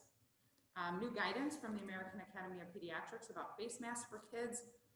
A significant one came out from the Cook County Department of Public Health, where they clarified their definition of close contact. So we've been told for a really long time that close contact with a COVID positive patient or someone who's symptomatic is being within 6 feet for 15 minutes or more with that individual. That counts as close contact. It's been now revised to be an extended period of time over 2 days, and it's a cumulative calculation. And so that causes us again to reevaluate what's happening for us. Our pods will help a whole lot with that, so we're really happy that we've folded that bubbling model into our plan. But I will acknowledge that for many other districts, without that in place, it becomes really difficult to do that 15-minute calculation over a cumulative time period of 2 days. So there's a lot at play as we're working through this. There's some quarantine guidance that has been updated as of August 6th that is helping us to understand what doctors are telling us, even when somebody is symptomatic, goes and gets a COVID negative test, the amount of quarantine time that follows that, even with a COVID negative test, because we know sometimes a symptomatic person may not test right away. And so that test might not be as valid. And so the doctors are suggesting now that we need to make sure that we are allowing for and planning for that more extended leave time that may be necessary. And so we continue to work through that as well. The State Board of Education also gave us some updated guidance on July 23rd. So some of the updates to our health and safety plan, we continue to make improvements there, and I just want to share a couple of highlights. First of all, we continue to review our cleaning protocol and fold in additional technology to that protocol.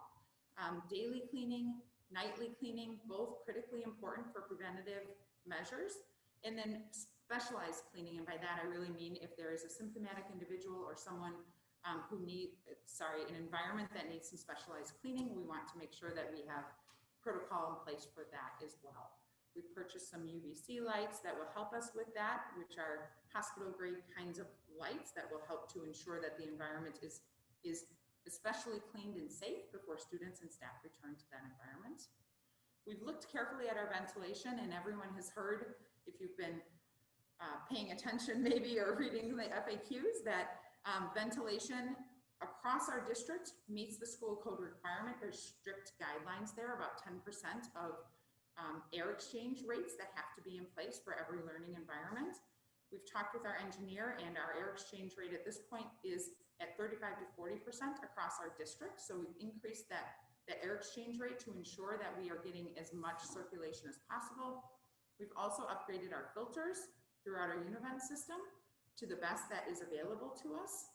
And those get changed out 4 times a year, along with updating the mechanicals and just really inspecting those mechanicals to ensure that they're functioning the way they're supposed to. We developed a heat advisory protocol, and this is really just important at this point because of the masks, because of the hot environment that is in place at our schools. Sometimes we don't have air conditioning across the district, that becomes uncomfortable. And so we do have a heat advisory protocol that would allow us to close schools and transition to remote learning on a day when the heat is excessive. We continue to review our COVID response plan. I spoke a little while ago about the updates to what is considered a close contact. I also spoke about the quarantine updates. And so all of that gets folded into our COVID response plan. Not only how we respond to it, but what we can expect in the weeks to come of the quarantine requirements. We're working on making sure that we have access to rapid testing for our employees. Should they need it, should they be symptomatic or feel as though they might have been exposed in some way. We continue to update and improve our school operations protocol. As so many speakers mentioned this evening, schools will not look like they did last year. And so we need to continue to think really carefully about how our students are arriving, what are they doing throughout their day, how are we making sure they have access to proper hygiene and proper social distancing throughout their day. And again, we continue to take ongoing input and make improvements. So the calendar and preparedness, and here I'm really speaking of preparedness to pivot should we need to. And so this is really what I know people are eager to hear a little bit more about this evening. You'll remember this slide from our video presentation and the slides that were associated with that. We talked about being here, which is in phase 4, which allows us to reopen schools as long as we're following the guidelines. And you'll see to what on my screen, it's my left, so your left as well, that we talked about moving to full remote learning if the region moves to phase 3, if we receive guidance from ISB or IDPH and that guidance changes our plans and protocol, if the Cook County Department of Public Health advises us to, or if we cannot safely implement our health and safety guidelines and protocol. Those are all reasons that we might shift to a full remote learning environment. And on the other side, a full in-person environment would be pursued if we are at phase 5. If the guidance changes, the best example of this would be if social distancing restrictions were reduced from 6 feet to 3 feet, as some agencies have advised. That then would allow us potentially, if we're ready to move to a more full in-person learning model. So this is what we presented before. However, we continue to look at the positivity rates, not only in Region 10, as of August 10th, it was 5.9%. But we continue to work with the Cook County Department of Public Health. They continue to provide us updated data, and they are starting to provide us some more localized data as well. We know that in Wilmette, the data that I was able to pull here is a 0.8%. As of August 11th, that's total cases as percentage of population. There are a couple of different places you can pull these data from, but it is noteworthy that in Wilmette, we can pull this data. The 7-day case positivity rate in Wilmette as of August 11th was 2.3%. We are working with the New Trier Township as cooperative districts to start to identify some additional metrics that can guide our work. So we're tracking the township's zip codes, so that includes Wilmette as well as the neighboring district zip codes for positivity rates. The 14-day positivity rate and the 7-day positivity rate is 2.0% and 2.1% respectively. And we're also recognizing that as we prepare to pivot, while this slide really probably isn't very clear, as we prepare to pivot, we want to fold these data into our model to ensure that we are not only considering positivity rates, COVID data, the governor's plan, but also looking at some of our operations metrics. We recognize that until we're in school, some of these metrics will be really hard to track. We cannot track social distancing compliance and face mask wearing compliance until we get our kiddos back to school and we start practicing some of these. So it's the guiding metrics that we really want to continue to focus on. And as we receive feedback from our staff and our faculty and from our parents, we've learned more about what do we need in order to support success. So Tony, if we go to the next slide, we've identified several things. First of all, support for our faculty and staff. As we heard the doctors talk this evening, we heard that this is a completely different environment into which we are asking them to move, and we're asking them to support little people while they're in that environment. So we need to support them as they're going through. That means professional development for remote instruction, because we know at some point we're probably going to have to pivot, whether we do as a whole district or we do as a classroom because someone needs to quarantine. We want to make sure that each and every staff member is prepared for that, and that students are also prepared to be successful in that environment. But we also need to train for those new classroom approaches. Teaching in this kind of an environment is going to look and feel different than it did, again, back in March before we all went on quarantine. So that professional development is really important, along with the training for the protocol and the guidelines and the plan that have been developed. There's a lot there. You all have read it. There's a lot to consider. We also need to provide for opportunities to practice both of those. Good teaching in both environments and the implementation of our protocol. The same is true for our students. They need direct training and support to understand what's expected of them when they come to school. They need an opportunity to practice with direct support that's probably more hands available to support them than might otherwise typically available. And then just the transition support along the way.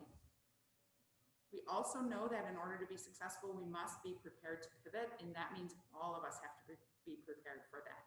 It is not just our remote learning teachers that we need to support to teach within the remote learning environment, but it is all teachers, because the likelihood right now, based on the updated quarantine advice and guidance, is that at some point, it's pretty likely that we'll need to pivot. And so we want to make sure everyone's prepared for that. In order to be successful, we also need the support of our entire community to support the well-being of all. And that means we need to be supportive of our teachers and staff, to know that they're doing a good job, to know that we are behind them and supporting them, even though this is scary, even though they're worried about how they're going to support themselves, their family, the children that they're responsible for. We need to continue to remain committed to supporting their success. In turn, they support the success of our students and of our parents. And so collectively, we need to remain committed to supporting one another. And finally, we all need grace, as Lisa spoke of at the beginning of the meeting, and understanding.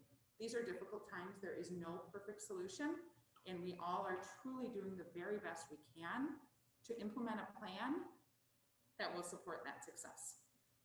So the calendar adjustments. First of all, and I think a member of our audience talked about this earlier, we are proposing in what the board might take action on this evening is the week-long professional development and training. So that week of the 24th, we had in our plan, the plan called for 4 days of professional development training. It would have been 3 professional development days and then 2 half days of professional development. At this point, understanding the needs of our faculty and staff, we want to make that a full week of professional development. Then the following week, because we're training on remote learning as well as on everything else, we want that following week to be a fully remote environment for all. That will give our teachers a chance to practice with students a chance to be trained on the new protocol before they come into school, but also to understand the remote environment in which they may be taught at some point during the school year. Then we're looking at a staggered start for all in-person learners. And you heard a little bit about that tonight. It was interesting for me to hear from some of our community members who were advocating for a slower start to in-person, keeping in mind that our eventual plan for in-person instruction calls for daily attendance for our elementary students for a full day. That is different than what a lot of districts are proposing. And so we're recognizing that to get them there, we need to transition them there, support our students and support our staff in getting there. We need to continue to make ongoing adjustments and improvements We want to have a weekly review of metrics to ensure that we're on track and we can continue with our plan. And so you'll see that in the calendar. And then continue to be aware that there is and will continue to be a need to pivot. So making sure that there's opportunity to do so, that there's preparedness, and that there's an awareness among our staff, our students, and our families that could happen at literally any moment. If someone has to go into quarantine, if the data spikes for some reason, if the governor makes a proclamation tomorrow, which we have no control over, there may be a need to implement remote learning. Even with the very best of plans, we need to be prepared for that. So this calendar reflects what we are talking about in terms of a phased in transition to successful in-person learning. That first week, which is the week of the 24th, is Teacher Institute professional development for the whole week. That includes professional development on remote learning. It includes professional development on the new environment in which they'll be teaching in person if they're teaching in person. And it includes training on all the new protocol and procedures that will be in place.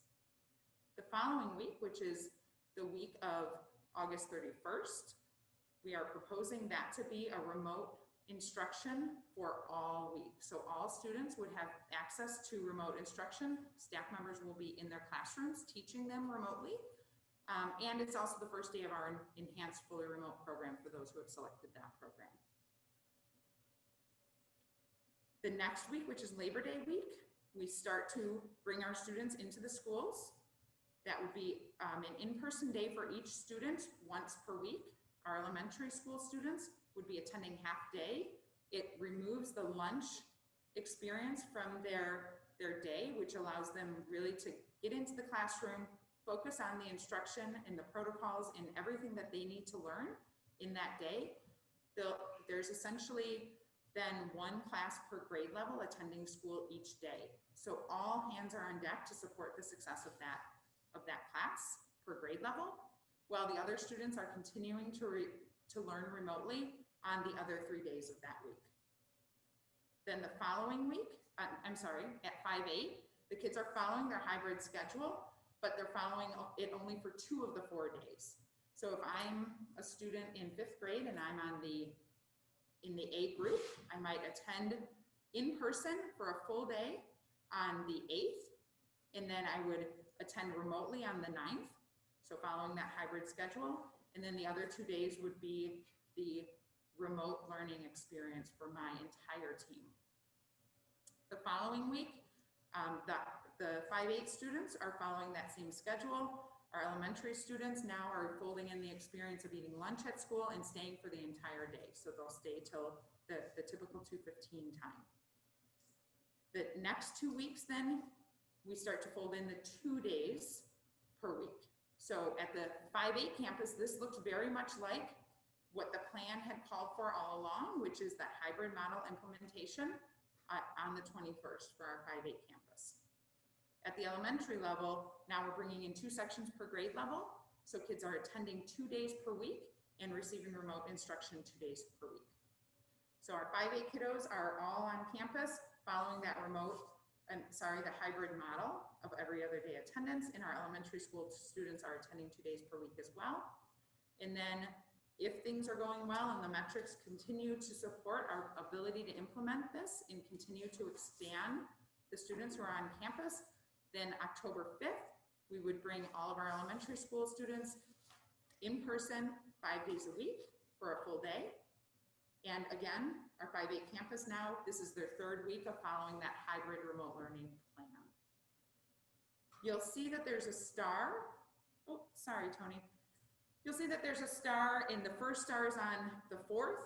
It really should fall on every Friday thereafter, because that is the day that we are proposing. We would do a metrics review. Again, that's just evaluating what does the local transmission data look like, what does the regional transmission data look like, and starting to fold in the other metrics that we can consider as part of our evaluation of our ongoing implementation.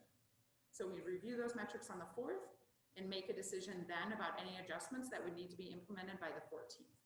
So it gives us a week's time to make those adjustments if they are needed.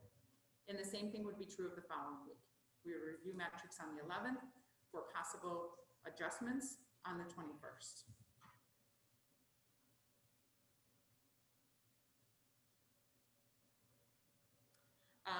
At the same time as providing professional development for our teachers, we also want to continue to provide that support that we have identified as necessary for our students and for our families. And so we already have a team of people working on our back to school boot camps and the virtual parent events. So those are continuing to be in the works. We recognize we not only need to support our teachers, we need to support our students, and we need to support our parents through this transition. With that, so those really encompass the adjustments to the plan. It's not really a new plan. It's just it's a phased-in approach to really recognize the challenges we face in bringing in-person instruction back into the district. These are just the reminders to stay safe and a thank you. So I'm going to ask Tony to go ahead and put back on the calendar page, because that's the page that is being revised. What the board is asked to adopt tonight is actually the state plan, the state calendar, and that is either you're in person for instruction, you have staff in for Institute Day, or it's a non-work, non-student day. And so that's the plan that was attached to the agenda this evening. That's actually what you're adopting this evening. But I hope that you will also express your support for this phased-in model so that we can plan for this and start to ensure that our teachers and our students are prepared to be successful as we begin to a little more slowly move to this in-person model. Board members, are there questions or reactions? Go ahead. So I want to say that I completely support the reopening plan, and I appreciate the tremendous amount of work that has gone into this. I also want to echo some sentiments that Dr. Premiscoli and our president, Lisa Schneider-Pace, has said this evening. I've been thinking a lot about not only the substance of reopening, but the tensions that have surrounded it. These tensions are completely understandable. People are passionate, and these times have produced a level of stress and anxiety in all of us. There are many different stakeholders and different viewpoints, and I'm hoping, like we both said already, that we can all give each other grace. It seems like we have factions that have diametrically opposite views, but I think our goal is the same, which is to help the kids in D39 learn and grow, and for them and for all the adults who love, teach, and care for them to be safe. Speaking of kids, if you can bear with me for just a moment, I have an analogy that ties into this. One of the benefits for me personally during this increased amount of time of being at home and away from the job that I love at an elementary school is that I have gotten to know the kids in my neighborhood. They are a delightful collection of Ramona Elementary students. I call them the townhouse kids. They have been hatching creative plans all summer, and their latest, hatched on Tuesday, is that they are doing gardening work to raise money to buy a pet. Their prices have increased every day. They went from 50 cents on Tuesday to $1 yesterday to $2 today. They were raking my lawn as I left for this meeting almost 4 hours ago, discussing whether or not there was water on Mars. I know that they all want the same thing, and they have the same goal, which is to get a pet. But I have seen and heard them give each other grace over and over again the last 3 days about the details surrounding this goal. One of them wants a bunny, one of them wants a hamster, one of them wants a guinea pig, and one of them wants a turtle. While advocating for their own earnestly and honestly held positions, they have been civil and cordial and collaborative, which speaks volumes about their parents and this community and the teachers who teach them. I would encourage all of us to do and be the same in our collective pursuit of a common goal. Thank you very much. Anyone want to top that? We're going to. Not competition. Those were lovely words. Aaron. Anybody else? Do people have questions or comments? Maybe you could add. Yeah, Mr. Caesarelli. Yeah, it's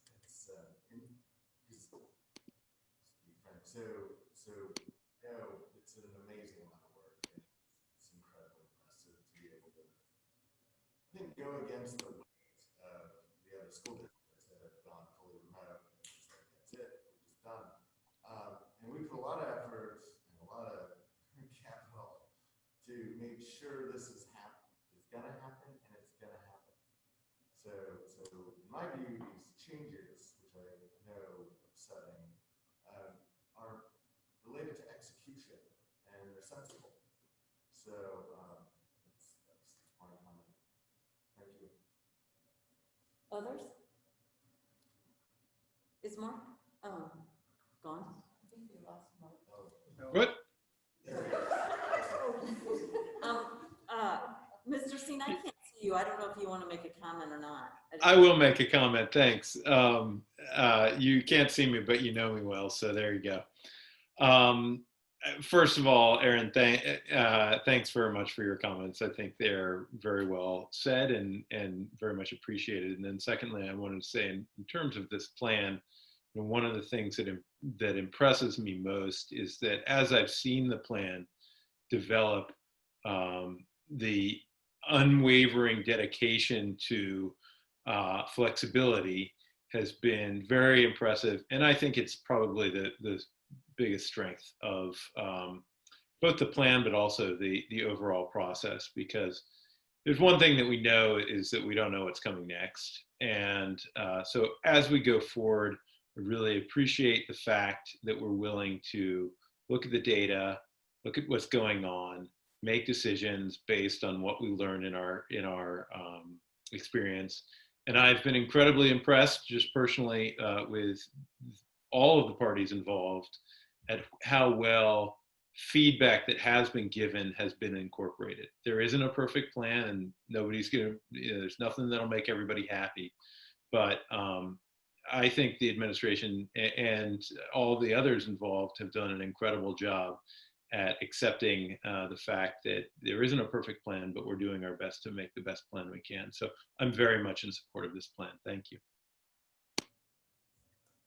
I also want to express my support of this plan. I think it's incredibly logical, and I think it gives us the best chance at opening and staying open and having the children experience success, the teachers experience success with this phased beginning.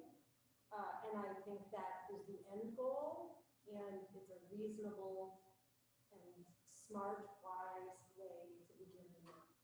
So I applaud the creativity and the resources that went into making this proposal. Anyone else bring to you? Oh, Mr. Moore. I want to echo what everyone has said to some extent, but there's two things that Mark said that I was thinking about is, from the beginning of this, I think we've all had to learn how to be flexible. I think flexibility is a very, it's just a crucial trait that we all are going to have to live with, I think, for quite some time in the face of uncertainty and, this imperfection. We are learning how to be resilient. I think our children are learning how to be resilient. This has been a very difficult time for all of us, for the teachers, for every person in this room. I imagine that we've all gone through just unbelievable journeys this year. And I have been blown away by this plan and how it's transformed over time and the effort that has gone into it. And truly that flexibility that everyone has shown in putting this together and coming up with, compromises that, it works and it achieves what we have always said that it was going to achieve. We get there with this plan. I think it is a wonderful plan. It is not perfect for, everyone is going to look at it and say, it's not exactly what I wanted. But one of the things that I love about it is that that it provides the time for teachers to become comfortable. It provides that extra time for our children to become comfortable. And giving a little extra time is not such a bad thing. Just a moment to breathe. If that's what it takes, or that's what it took to get there, then, we have some time. We have a little bit of time. I think that this really achieved it. I'm just so proud of the work that everyone did to get here. And I want to thank everyone who did such the really, really hard work. The administration and the teachers and coming together and being flexible. So I really do support this plan. It's a good plan. So thank you. Anyone else? Okay. First, I want to thank the administration and the community that have worked so hard this summer. I know it doesn't seem like a summer because there's been so many different things to come up with a plan. And I think it addresses a couple things. There are some people and children and teachers that cannot feel comfortable coming back to school. We gave them an option. However, there's a lot of parents and students, as we saw in the survey and from the comments, that want their children to be in school as much as it's safe. The farther they get away from being in school, the more implications, but they want to be in school safely. I think there's the difference between this plan and the plan from, I guess it was only 2 weeks ago, is I think an acceptance of the fact that if we implement a really good plan incorrectly, that it ends up being worse than having a really good plan be done a little bit slower.